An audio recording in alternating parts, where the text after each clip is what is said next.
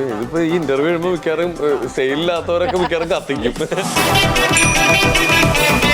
പൊതുവെ കേൾക്കുന്ന ഒരു കാര്യം ഇൻഷുറൻസിന് വേണ്ടി കത്തിച്ചതാണ്.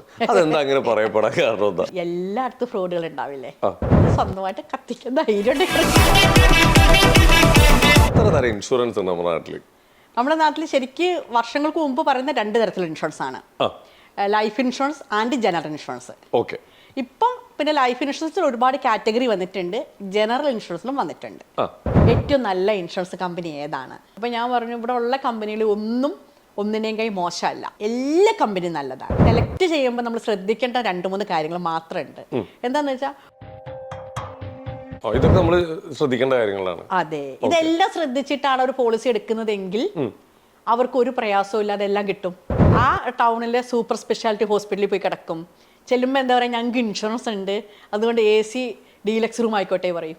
എല്ലാ ഇൻഷുറൻസ് കമ്പനിയിലും ക്ലെയിം പാസ്സാകുന്നത് റൂം റെന്റ് നോക്കിയിട്ടാണ്. ഏതെങ്കിലും തരം ആക്സിഡന്റുകൾ ഇൻഷുറൻസ് ഒഴിവാക്കപ്പെട്ടിട്ടുണ്ടോ? ഹൈ റിസ്ക് ഉള്ളതില്ലേ, ഹൈ റിസ്ക് ഉള്ളത് ആ ഹൈ റിസ്കിൽ ഇൻഷുർ ചെയ്തിട്ടില്ലെങ്കിൽ റിജക്ട് ചെയ്യും.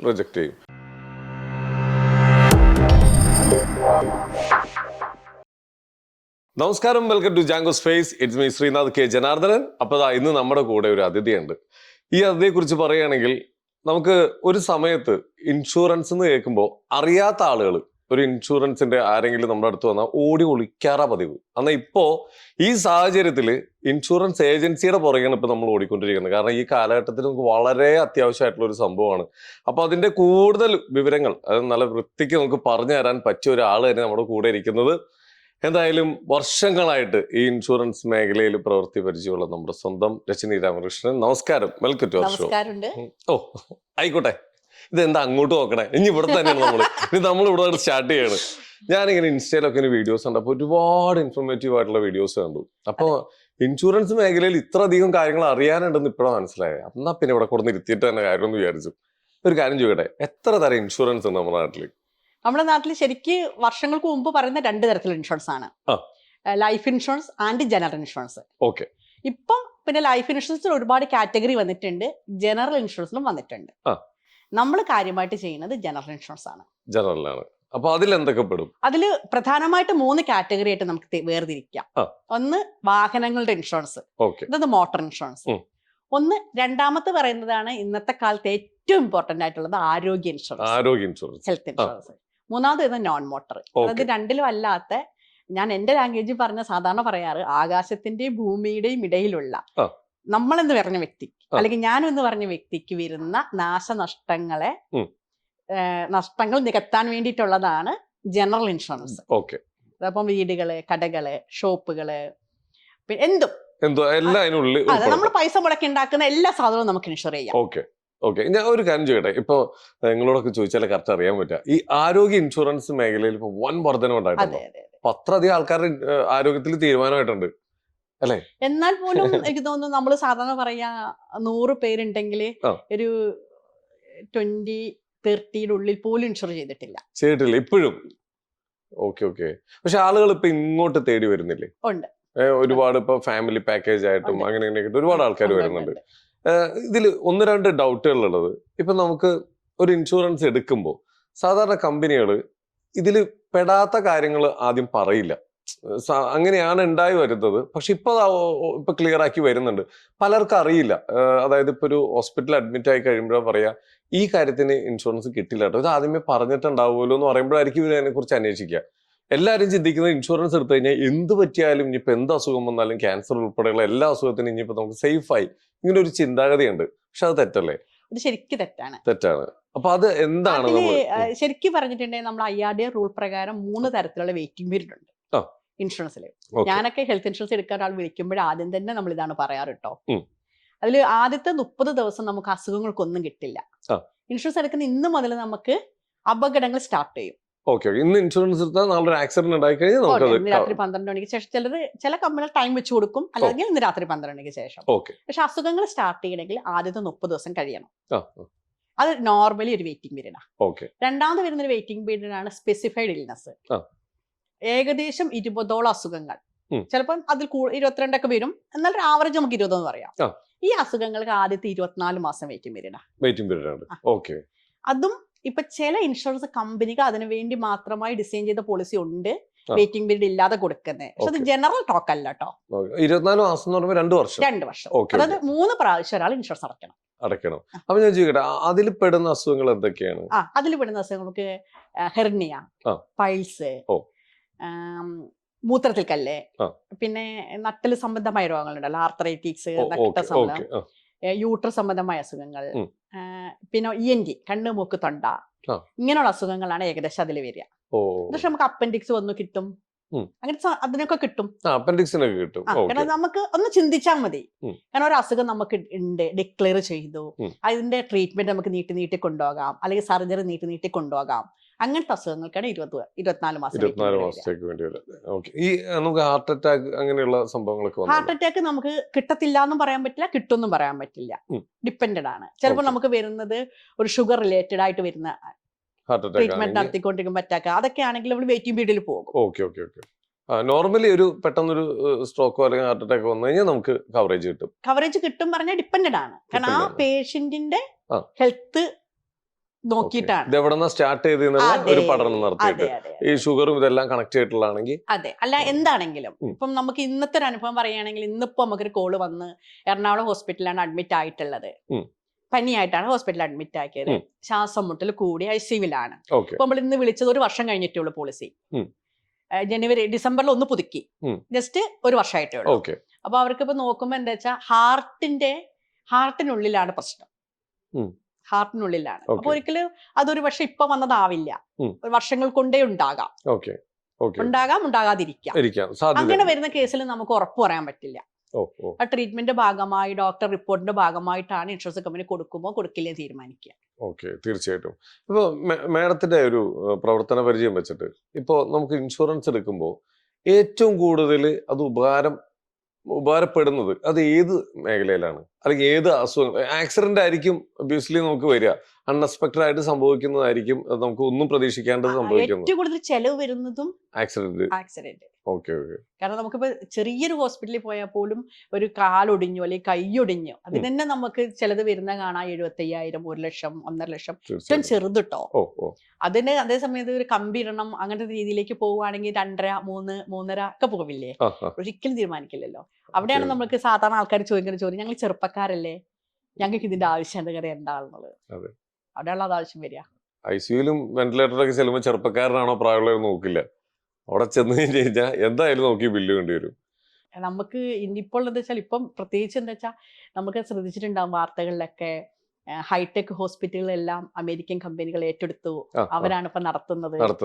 സാധാരണ നമ്മളൊരു ഹോസ്പിറ്റലിൽ ചെന്ന ഒരു മനസാക്ഷി എന്ന് പറഞ്ഞ സാധനം അല്ലെ, നമ്മൾ കരയും വഴിയൊക്കെ ചെയ്യുമ്പോൾ ഇനി ഒട്ടത് പ്രതീക്ഷിക്കേണ്ട. അപ്പൊ നമ്മളെ കണക്ക് പ്രകാരം ഏകദേശം ഹൈടെക് എല്ലാ ഹോസ്പിറ്റലും ഒരു 1-2 വർഷത്തിനുള്ളിൽ അമേരിക്കൻ കമ്പനിയുടെ കീഴിലാകും. തീർച്ചയായിട്ടും. അപ്പൊ അവിടെ പോകുമ്പോൾ നമുക്ക് ഹെൽത്ത് ഇൻഷുറൻസ് ഇല്ലാണ്ട് നടക്കില്ല ട്രീറ്റ്മെന്റ്. തീർച്ചയായിട്ടും. ഈ നമുക്ക് ഇങ്ങനെ ഒരു പരിചയത്തിലുള്ള ഒരു സുഹൃത്ത് വഴി അറിയാൻ കഴിഞ്ഞൊരു കാര്യമാണ്, അത് ഭയങ്കര വിഷമമുണ്ടാക്കുന്ന ഒരു കാര്യം കൂടിയാണ്. ഫാമിലി ഇൻഷുറൻസ് എടുക്കുമ്പോൾ ഭയങ്കര പ്രായമുള്ളവരെ ഒഴിവാക്കും. ഒന്ന് അവരുടെ ഇത് കൂടും, പ്രീമിയം ഇത് കൂടുന്നുള്ളൊരു ഇതിലും, പിന്നെ അവരിഞ്ഞ് എന്തായാലും പ്രായമായി അവരിഞ്ഞ് അധികം കാലത്തേക്ക് ഉണ്ടാവില്ല എന്നുള്ള രീതിയിൽ അവർ ഒഴിവാക്കപ്പെടുന്ന ഒരു അവസ്ഥയുണ്ട്. പക്ഷെ അവർ അഡ്മിറ്റ് ആയി കഴിയുമ്പോൾ ഭയങ്കരമായിട്ട് ചെലവുകൾ വരികയും അപ്പൊ ഇത് ആലോചിക്കുകയും ചെയ്യുന്നുണ്ട്. അങ്ങനത്തെ കേസുകളും വരുന്നുണ്ട്. അപ്പൊ ഇവരെല്ലാവരും ഉൾപ്പെടുത്തിയ ഒരു ഫാമിലി പാക്കേജ് ആയിട്ട് പോകുന്നത് എപ്പോഴും നല്ലതാണോ? ഇപ്പൊ നമുക്ക് എല്ലാ ഏജുകാർക്കും പോളിസി ഉണ്ട്. ഒരു 4-5 വർഷം മുമ്പ് വരെ നമുക്ക് 70, പിന്നെ 75 ആയി. ഇപ്പൊ നമുക്ക് ഏജ് പ്രശ്നമല്ല. അസുഖങ്ങൾ നോക്കിയിട്ട് ഹോസ്പിറ്റലിൽ നിന്നുള്ള മെഡിക്കൽ ചെക്കപ്പ് പ്രകാരം എങ്ങനെ ഒരു 70 വയസ്സൊക്കെ കഴിഞ്ഞു കഴിഞ്ഞാൽ ചെക്കപ്പ് ഒക്കെ വേണ്ടി വരും. അവര് ഹെൽത്ത് ഓക്കെ ആണോ നോക്കിയതിനു ശേഷം, ഹെൽത്ത് ഓക്കെ ആണെന്നുണ്ടെങ്കിൽ ഇൻഷുറൻസ് കമ്പനി ക്ലെയിം കൊടുക്കുന്നുണ്ട്. എല്ലാ കാറ്റഗറിയിലും കൊടുക്കുന്നുണ്ട്. പക്ഷെ പ്രീമിയം വ്യത്യാസം ഉണ്ടാവും, നല്ല കൂടുതൽ വരും. പക്ഷെ എന്നാലും അത് നല്ലതാണ്. അതെ. കാരണം പ്രായമാകുമ്പോഴാണല്ലോ കൂടുതൽ ഹോസ്പിറ്റൽ കേസുകൾ വരുന്നത്. പക്ഷെ അതാരും ഇപ്പൊ ചിന്തിക്കുന്നില്ല പലരും. അതിലൊക്കെ നമുക്ക് ഏറ്റവും കൂടുതൽ കോളുകൾ വരും, ഹോസ്പിറ്റൽ അഡ്മിറ്റ് ആക്കിയതിന് ശേഷം ഹെൽത്ത് ഇൻഷുറൻസ് എടുക്കുക. അങ്ങനെ വരുന്നുണ്ടല്ലേ? ആക്സിഡന്റ് പറ്റിയതിനു ശേഷമൊക്കെ അങ്ങനെയൊക്കെ വരുന്നുണ്ട്. എന്തെങ്കിലും ചെയ്തു തരാൻ പറ്റും. ഇവിടെയാണ് ഞാൻ ഞങ്ങളുടേതായ ലാംഗ്വേജിൽ പറയുന്നൊരു കാര്യമുണ്ട്. എന്താണ്? കോടികൾ കയ്യിലുണ്ടായാലും പൈസ കൊടുത്താൽ വാങ്ങാൻ കിട്ടാത്ത ഏക സാധനം ഹെൽത്ത് ഇൻഷുറൻസ്. ഇത്ര കാശുണ്ടെന്ന് പറഞ്ഞിട്ടും കാര്യമില്ല.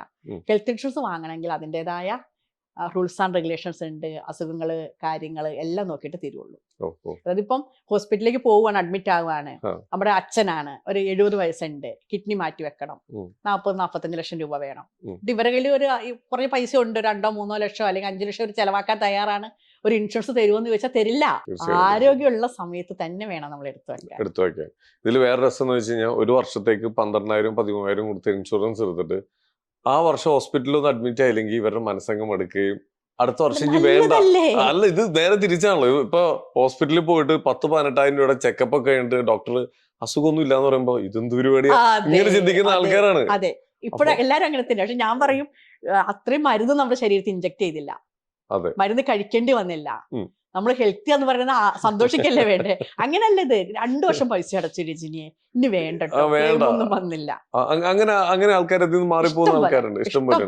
പക്ഷെ 3-ാമത്തെ വർഷം തൊട്ടായിരിക്കും ശരിക്കുള്ള സംഭവങ്ങളൊക്കെ സ്റ്റാർട്ട് ചെയ്യുന്നത്. 24 മാസം കഴിഞ്ഞിട്ടല്ലേ നമുക്ക് ഇതിന്റെ പ്രയോറിറ്റിയോട് കൂടി എല്ലാം കിട്ടാൻ തുടങ്ങണേ. തീർച്ചയായിട്ടും. നമ്മൾ നേരത്തെ പറഞ്ഞ 3-ാമത്തെ വെയിറ്റിംഗ് പീരീഡ് ഉണ്ട്. അത് നമുക്ക് നിലവിൽ അസുഖങ്ങളുണ്ട്, നമ്മൾ ഇൻഷുറൻസ് കമ്പനിയിൽ പറഞ്ഞു, അങ്ങനെ ഇപ്പൊ ഇൻഷുറൻസ് കമ്പനി സ്വീകരിച്ചു, കുഴപ്പമില്ല നമുക്ക് എടുക്കാമെന്ന്. അങ്ങനെ വരുന്നവർക്കാണ് 36 മാസത്തെ വെയിറ്റിംഗ് പീരീഡ് ഉണ്ടാവുക. ഇപ്പൊ ഞാൻ ലൈഫ് സ്റ്റൈൽ ഡിസീസ് ആണ്, എനിക്ക് ഷുഗർ ഉണ്ട്, BP ഉണ്ട്, കൊളസ്ട്രോൾ ഒക്കെ ഉണ്ട്, ഞാൻ ഇൻഷുറൻസ് കമ്പനിയിൽ ഇതെല്ലാം പറഞ്ഞിട്ടാണ് ഇൻഷുറൻസ് എടുക്കുന്നത്. അപ്പൊ എനിക്ക് ആ അസുഖങ്ങൾക്ക് ഇൻഷുറൻസ് കമ്പനി പറയും 36 മാസമാണ് നിങ്ങളുടെ വെയിറ്റിംഗ് പീരീഡ് എന്ന് പറയും. ഓക്കെ, ഒരു ഡൗട്ട് ചോദിക്കട്ടെ. ഇപ്പൊ ആക്സിഡന്റ് കേസുകളെല്ലാം നമുക്ക് ഇപ്പൊ ഈ പറഞ്ഞ പോലെ ക്ലെയിം കിട്ടും. നമ്മളൊരു പാടത്ത് ക്രിക്കറ്റ് കളിക്കുമ്പോൾ നമുക്ക് വീണ് പരിക്ക് പറ്റി കഴിഞ്ഞാൽ അത് ഈ ക്ലെയിം നമുക്ക് കിട്ടും. ആക്സിഡന്റ് ആണ്, ആക്സിഡന്റ് ആയിട്ട് കൂട്ടും. പാമ്പ് കടിച്ചാൽ, പട്ടി കടിച്ചാൽ, തെന്നി വീണാൽ, ബാത്റൂമിൽ വീണാൽ, മരത്തിൽ കയറുമ്പോൾ വീണാൽ. ഒരു സ്വകാര്യ ഇൻഷുറൻസ് കമ്പനിയിൽ എന്നോട് സംസാരിച്ചപ്പോൾ അവര് പറഞ്ഞത് പാടത്തൊക്കെ ക്രിക്കറ്റ് കളിക്കുമ്പോൾ വീണ് കഴിഞ്ഞാൽ നിങ്ങളായിട്ട് വരുത്തി വെക്കുന്നതാണ്, അതിന് ക്ലെയിം കിട്ടില്ലെന്നാ പറഞ്ഞത്. അവരൊരു ആക്സിഡന്റ് ആണെങ്കിൽ ഓക്കെ, ഇപ്പൊ ഈ ബാക്കിയെല്ലാം ഈ പറയുന്ന ഇപ്പൊ ഷുഗർ ഇങ്ങനെയുള്ളതൊക്കെ കിട്ടില്ല. അതിൽ നമുക്ക് ഫുട്ബോൾ കളിക്കാരില്ലേ, അതേപോലുള്ള കളിക്കാർക്ക്, അതായത് പ്രൊഫഷണൽ കളിക്കാർക്കുള്ള ഇൻഷുറൻസ് എടുക്കുമ്പോഴാണ് ശ്രദ്ധിക്കേണ്ടുന്നത്. അത് ഇൻഷുറൻസ് കമ്പനിയിൽ പറഞ്ഞിട്ട് അതിന് ആപ്റ്റ് ആയിട്ടുള്ള ഇൻഷുറൻസ് എടുക്കണം. മനസ്സിലായില്ലേ? ഇപ്പൊ നമ്മൾ എടുക്കുന്ന ഇൻഷുറൻസ് പോരാ അവർക്ക്. അപകട ഇൻഷുറൻസ് ആണെങ്കിലും ഹെൽത്ത് ഇൻഷുറൻസ് ആണെങ്കിലും എടുക്കുമ്പോൾ അവരോട് പറയണം, നമ്മൾ കമ്പനി പറയണം. അത് വേറൊരു കാറ്റഗറിയാണ്. അത് വേറെ, കാരണം അവർക്ക് എപ്പോഴും മുട്ടിനൊക്കെ എപ്പോഴും പരിക്കുണ്ടാവുകയും ഒക്കെ ചെയ്യുന്ന സംഭവമായതുകൊണ്ട്. ഈ എപ്പോഴാണ് ഒരു ഇൻഷുറൻസ് നമുക്ക് കിട്ടാതെ ആയി പോകുന്നത്? എന്ത് കാരണത്താലാണ് അത് റിജക്റ്റ് ആവുന്നത്? നമ്മൾ നിലവിൽ നമുക്ക് രോഗങ്ങളുണ്ട്. ഇപ്പൊ ഞാൻ എന്നെ തന്നെ പറയാം. ഞാനിപ്പം മഞ്ചേരിയിലാണ്, ഞാൻ അടുത്തുള്ള ഹോസ്പിറ്റലിൽ സ്ഥിരമായിട്ട് പോകുന്ന ആളാണ്. ട്രീറ്റ്മെന്റ് എന്തെങ്കിലും ഇപ്പൊ വയറുവേദന എന്ന് വിചാരിക്കാം, വയറുവേദനയ്ക്ക് ട്രീറ്റ്മെന്റ് സ്ഥിരം പോകുന്നുണ്ട്. എന്നിട്ട് ഞാൻ ഇൻഷുറൻസ് എടുത്തു. എടുക്കുന്ന സമയത്ത് വയറുവേദന അതെനിക്ക് സിമ്പിൾ ആണ്, കാണിക്കേണ്ട ആവശ്യമില്ല. ഞാൻ കാണിച്ചില്ല, സാധാരണ വരുന്ന അസുഖമാണ്. എന്നിട്ട് ഞാൻ ഹെൽത്ത് ഇൻഷുറൻസ് എടുത്ത് 2-3-4 വർഷം കഴിഞ്ഞു തുടർച്ചയായിട്ട് അടയ്ക്കുന്നുണ്ട്. എനിക്ക് ഒരു ക്ലെയിമും വന്നിട്ടില്ല, ഒന്നും വന്നില്ല. പക്ഷെ 5-ാമത്തെ വർഷമാണ് എനിക്ക് വയറുവേദന വീണ്ടും വന്നു. ഞാൻ ആ ഹോസ്പിറ്റലിൽ തന്നെ പോയി വയറുവേദനയ്ക്ക് ട്രീറ്റ്മെന്റ് നടത്തി, ക്ലെയിം ചെയ്തു, റിജക്റ്റ് ആയി. അത് 100% റിജക്റ്റ് ആവും. കാരണം ഞാൻ ഈ 5 വർഷം മുമ്പ് ട്രീറ്റ്മെന്റ് നടത്തിയിരുന്നു. എന്തിന്? വയറുവേദനയ്ക്ക്. ആ ഹോസ്പിറ്റലിലെ പഴയ പ്രിസ്ക്രിപ്ഷൻ, അവിടുത്തെ ട്രീറ്റ്മെന്റ് ഹിസ്റ്ററി എല്ലാം എടുത്തിട്ടാണ് ഞാൻ ഈ 5 വർഷം കഴിഞ്ഞിട്ട് വീണ്ടും ട്രീറ്റ്മെന്റ് തുടങ്ങുന്നത്. അപ്പൊ ഇൻഷുറൻസ് കമ്പനിയിൽ എനിക്ക് അസുഖമുള്ള കാര്യം പറഞ്ഞിട്ടില്ല. അപ്പൊ നമ്മളുള്ള കാര്യങ്ങൾ തുറന്ന് പറയണം. അതെ, അത് അവിടെയൊക്കെയാണ് ഇവിടെ മിസ്റ്റേക്കുകൾ. അതെ, നമുക്ക് കൂടുതലും റിജക്ഷൻ നമുക്ക് പരിശോധിച്ചാല് നമുക്ക് മനസ്സിലാക്കാം അതില്. കാരണം ഇൻഷുറൻസ് കമ്പനി പറഞ്ഞ റൂൾസ് ആൻഡ് റെഗുലേഷൻസ് ആവില്ല ഇവിടെ അപ്ലൈ ചെയ്തിട്ടുണ്ടാവുക. പക്ഷെ ഒരിക്കലും നമുക്ക് അതിലൊരു കസ്റ്റമറെ നമുക്ക് അതിൽ കുറ്റം പറയാനൊന്നും പറ്റില്ല. ഇൻഷുറൻസ് അഡ്വൈസറെയും കുറ്റം പറയാൻ പറ്റില്ല ചില സാഹചര്യങ്ങളിൽ. ചിലപ്പോൾ അത് സിമ്പിൾ ആയിട്ട് നമുക്ക് തോന്നുന്നതാകാം. പക്ഷേ ഹെൽത്ത് ഇൻഷുറൻസ് എടുക്കുമ്പോൾ നല്ലോണം നമ്മൾ ശ്രദ്ധിച്ച് പറയേണ്ടത് മുഴുവൻ കസ്റ്റമറോട് പറഞ്ഞ് ഇൻഷുറൻസ് കമ്പനിയിലെല്ലാം കൊടുത്തിട്ട് വേണം. കാരണം ഇപ്പൊ നമ്മൾ ഡിസ്ചാർജ് സമ്മറി അല്ലെങ്കിൽ ഹോസ്പിറ്റലിൽ നിന്ന് നമുക്കൊരു ബില്ല് ചെല്ലുമ്പം നമ്മൾ കൊടുത്ത ഡോക്യുമെന്റ്സ് ഉണ്ടല്ലോ ഇൻഷുറൻസ് കമ്പനിയിൽ, അതും ഇതും കൂടെ ടാലി ആണോ എന്ന് നോക്കിയിട്ടാണ് നമുക്ക് ക്ലെയിം പാസ്സാക്കുക. അങ്ങനെ വരുന്ന സാഹചര്യത്തിൽ അവിടെ റിജക്ഷനുള്ള സാധ്യത കൂടുതലല്ലേ? കാരണം അതെ, വയറുവേദനയ്ക്ക് ഇവർ 5 വർഷം മുമ്പ് ട്രീറ്റ്മെന്റ് നടത്തിയിട്ടുണ്ട്. ഇപ്പൊ സെയിം വയറുവേദനയ്ക്കാണ് അഡ്മിറ്റ് ആയത്. അപ്പൊ ഇൻഷുറൻസ് എടുക്കുമ്പോ ഇല്ല, അത് പഴയതാണല്ലോ എന്ന് വിചാരിച്ചത് പറയില്ല. നമ്മളിപ്പം അത്ര കാര്യമാക്കില്ലല്ലോ. പക്ഷെ നമുക്ക് ഇന്റേണൽ ആയിട്ടുള്ള ഈ അസുഖങ്ങളൊക്കെ കുറെ വർഷമായിട്ട് ഇങ്ങനെ ഉണ്ടാവുമല്ലോ. ഞാൻ അതിന് പറഞ്ഞു കൊടുക്കാറ് എന്താന്ന് വെച്ചാൽ, നിങ്ങൾ ദയവേദി ഹെൽത്ത് ഇൻഷുറൻസ് എടുത്തതിന് ശേഷം അഡ്മിറ്റ് ആവാനോ ട്രീറ്റ്മെന്റിനോ പോവുകയാണെങ്കിൽ ഒരിക്കലും പഴയ ഡോക്യുമെന്റ്സ് എടുത്ത് ട്രീറ്റ്മെന്റ് നടത്തരുത്. അങ്ങനെ ഡോക്ടറോട് പറയാ ഇങ്ങനെ ഉണ്ടായിട്ടുണ്ടായിരുന്നോ, ഒരിക്കലും ആ പ്രിസ്ക്രിപ്ഷനിലോ ചെയ്യാതിരിക്കാൻ എവിടെയും അതൊന്നും വരാതിരിക്കുക. അങ്ങനെ വന്നു കഴിഞ്ഞാൽ അത് നേരെ റിജക്റ്റ് ആവും.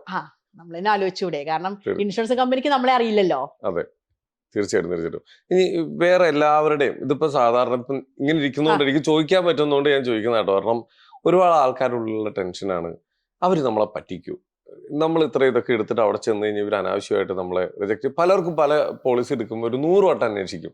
അപ്പൊ വെറുതെ ആൾക്കാർ, അപ്പൊ അവർക്ക് അനുഭവം ഒന്നും ഉണ്ടായിട്ടുണ്ടാവില്ല, പക്ഷെ പറയും ഇല്ലടാ അത് ആ ക്ലൈം അത് വേണ്ട, ഈ ഏജൻസി എടുത്തോ, അത് പൈസ തരില്ല എന്നൊക്കെ പറയും. അങ്ങനെ തരാതിരിക്കാനുള്ള സാഹചര്യങ്ങൾ ഉണ്ടോ? ഇല്ല. തീർച്ചയായിട്ടും ഇല്ല. നമുക്ക് കറക്റ്റ് ആയിട്ട് കിട്ടാനുള്ളതാണെങ്കിൽ എന്തായാലും ഇൻഷുറൻസ് കമ്പനി തരും. കിട്ടിയിരിക്കും. നമുക്ക് നമ്മുടെ സമൂഹത്തിൽ ഇപ്പം നമ്മൾ പറയുന്ന, എന്നോട് ഇപ്പം ഇന്ന് ഒരാൾ വിളിച്ചിട്ട് ചോദിച്ചത് ഏറ്റവും നല്ല ഇൻഷുറൻസ് കമ്പനി ഏതാണ്, അത് രജനിക്കൊന്ന് പറഞ്ഞു തരാൻ പറ്റുമോ, എനിക്ക് അവിടെ പോയി എടുക്കാനാന്ന് പറഞ്ഞു. അപ്പൊ ഞാൻ പറഞ്ഞു ഇവിടെ ഉള്ള കമ്പനിയിൽ ഒന്നിനെയും കൈ മോശമല്ല, എല്ലാ കമ്പനിയും നല്ലതാണ്. ഞാന് സെലക്ട് ചെയ്യുമ്പോൾ നമ്മൾ ശ്രദ്ധിക്കേണ്ട 2-3 കാര്യങ്ങൾ മാത്രമുണ്ട്. എന്താന്ന് വെച്ചാൽ, ഒന്നിപ്പം എറണാകുളത്ത് ഉള്ള ആളാണ്, എറണാകുളത്ത് ഹോസ്പിറ്റലിലാണ് പോകുന്നത്. അയാൾ ആദ്യം നോക്കേണ്ടുന്നത് അയാൾ ഏത് കമ്പനിയുടെ ഹെൽത്ത് ഇൻഷുറൻസ് എടുത്താലാണ് ഞാൻ പോകുന്ന എല്ലാ ഹോസ്പിറ്റലും ടൈപ്പ് ഉള്ളത് നോക്കണം. ഉറപ്പല്ലേ? അത് നോക്കണം. രണ്ടാമത് അയാൾ നോക്കേണ്ടുന്നതാണ്, ഞാൻ ഈ ട്രീറ്റ്മെന്റ് നടത്താൻ പോവുകയാണെങ്കിൽ എത്ര സൂപ്പർ സ്പെഷ്യാലിറ്റിയിലാവുമ്പോൾ ഞാൻ പോവുക. ഇപ്പൊ ഒരു സാധാരണക്കാരൻ പോകുന്ന ഹോസ്പിറ്റലല്ലല്ലോ കുറച്ചും കൂടെ വലിയ ബിസിനസ്സുകാർ പോകുക. അപ്പൊ അവർ അതുപോലുള്ള ഹോസ്പിറ്റൽ സെലക്ട് ചെയ്യുമ്പോൾ അവിടുത്തെ റൂം റെന്റ് ആലോചിക്കണം. അവിടുത്തെ ഒരു ഡീലക്സ് റൂമോ അല്ലെങ്കിൽ അവിടുത്തെ ഒരു സ്യൂട്ട് റൂമിലോ റൂം റെന്റ് എത്രയാണ് ദിവസം വരിക നോക്കണം. അതിനനുസരിച്ചുള്ള പോളിസി വേണം സെലക്ട് ചെയ്യാൻ. മൂന്നാമത് അയാൾ നോക്കേണ്ടത് എന്താ വെച്ചാൽ, എന്റെ ഫ്യൂച്ചറിലേക്ക് ഞാൻ ഏത് തരത്തിലുള്ള ട്രീറ്റ്മെന്റുകൾക്കാണ് പോകുക. അപ്പൊ ആയുർവേദം, ആയുർവേദം, യുനാനി, സിദ്ധ പോലെ പോകുമോ, അത് താല്പര്യമുള്ളതാണോ, ഇങ്ങനെ അത് കവറേജ് ഉണ്ടാവണം. പിന്നെ നമ്മൾ നോക്കേണ്ടുന്നത്, നമുക്കിപ്പോ ഡെലിവറി വേണോ വേണ്ട, എല്ലാവർക്കും ഒരേപോലെ അല്ലല്ലോ. പറയും എല്ലാ തെങ്ങിനും ഒരേ തളപ്പിടാൻ പാടില്ല എന്ന് പറയുന്നത്. അതുപോലെ ഇത് ഇങ്ങനെ ഒരു 3-4 കാര്യങ്ങൾ നോക്കിയിട്ട് വേണം പോളിസി സെലക്ട് ചെയ്യാൻ. എനി റൂം എടുക്കണം, അതായത് ആ പോളിസിയിൽ ഏത് റൂമിൽ കിടന്നാലും കിട്ടുന്ന ക്ലെയിം ആവണം. ഇതൊക്കെ നമ്മൾ ശ്രദ്ധിക്കേണ്ട കാര്യങ്ങളാണ്. അതെ, ഇതെല്ലാം ശ്രദ്ധിച്ചിട്ടാണ് ഒരു പോളിസി എടുക്കുന്നതെങ്കിൽ അവർക്ക് ഒരു പ്രയാസവും ഇല്ലാതെ എല്ലാം കിട്ടും.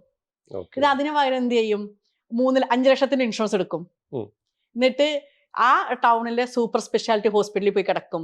ചെല്ലുമ്പോ എന്താ പറയാ, ഞങ്ങൾക്ക് ഇൻഷുറൻസ് ഉണ്ട്, അതുകൊണ്ട് AC ഡീലക്സ് റൂം ആയിക്കോട്ടെ പറയും, അല്ലെങ്കിൽ AC സൂട്ട് റൂം ആയിക്കോട്ടെ പറയും. എന്നിട്ട് എന്ത് ആ റൂമിൽ പോയി കിടക്കും. ബില്ല് ബാക്കി വന്നാൽ ഞാൻ കൈ നിറച്ചോളാ പറയും. ഇതൊക്കെയാണ് സാധാരണ. പക്ഷെ എല്ലാ ഇൻഷുറൻസ് കമ്പനിയിലും ക്ലെയിം പാസ്സാകുന്നത് റൂം റെന്റ് നോക്കിയിട്ടാണ്. അതെങ്ങനെയാ ക്ലിയർ ആക്കി തരാം. നമ്മുടെ ഹെൽത്ത് ഇൻഷുറൻസ് എടുക്കുമ്പോൾ നമ്മളോട് പറയുന്ന വെച്ചാൽ 5 ലക്ഷം അല്ലെ 10 ലക്ഷമാണ് എടുക്കുന്നത്. 10 ലക്ഷം എടുക്കുമ്പോൾ നമുക്ക് അതിൽ 2-3 വിഭാഗം ഉണ്ട്. ഒന്ന് നമുക്ക് എനി റൂം എടുക്കാം, ഒന്ന് നമുക്ക് സിംഗിൾ AC റൂം എടുക്കാം, അല്ലെങ്കിൽ നമുക്ക് 1% കിട്ടുന്ന 10,000 രൂപ കിട്ടും. ഇങ്ങനെയാണ് അതിൽ ഉണ്ടാവുക. ഇപ്പൊ 5 ലക്ഷം ഒക്കെ എടുക്കുന്ന ആൾക്ക് 1% 5,000 രൂപയുടെ റൂമേ പറ്റുള്ളൂ.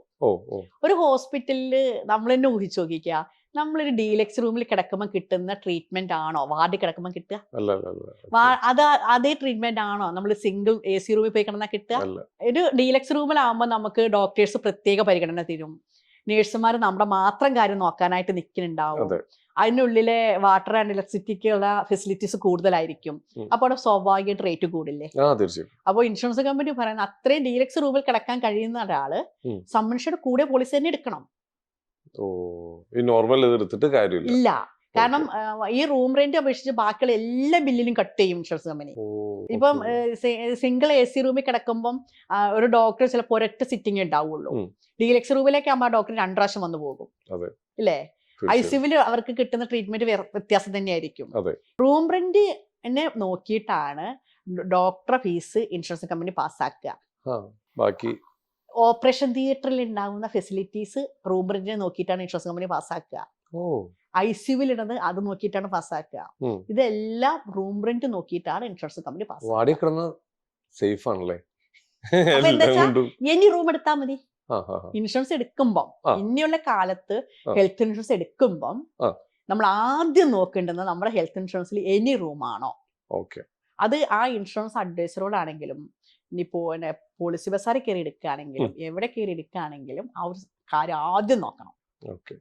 ഇനി അതിനകത്തൊരു ചെറിയൊരു സംഭവം കൂടെ ഉള്ളത് ഞാൻ പറഞ്ഞുതരാം. ഇനി റൂം സെലക്ട് ചെയ്യുമ്പോൾ 5 വർഷം മുമ്പ് നമുക്ക് 5,000 രൂപയുടെ റൂം എന്ന് പറഞ്ഞാൽ ഇവിടുത്തെ സൂപ്പർ സ്പെഷ്യാലിറ്റി ഹോസ്പിറ്റലിൽ പോയി കിട്ടുമായിരുന്നു, ഇല്ലേ?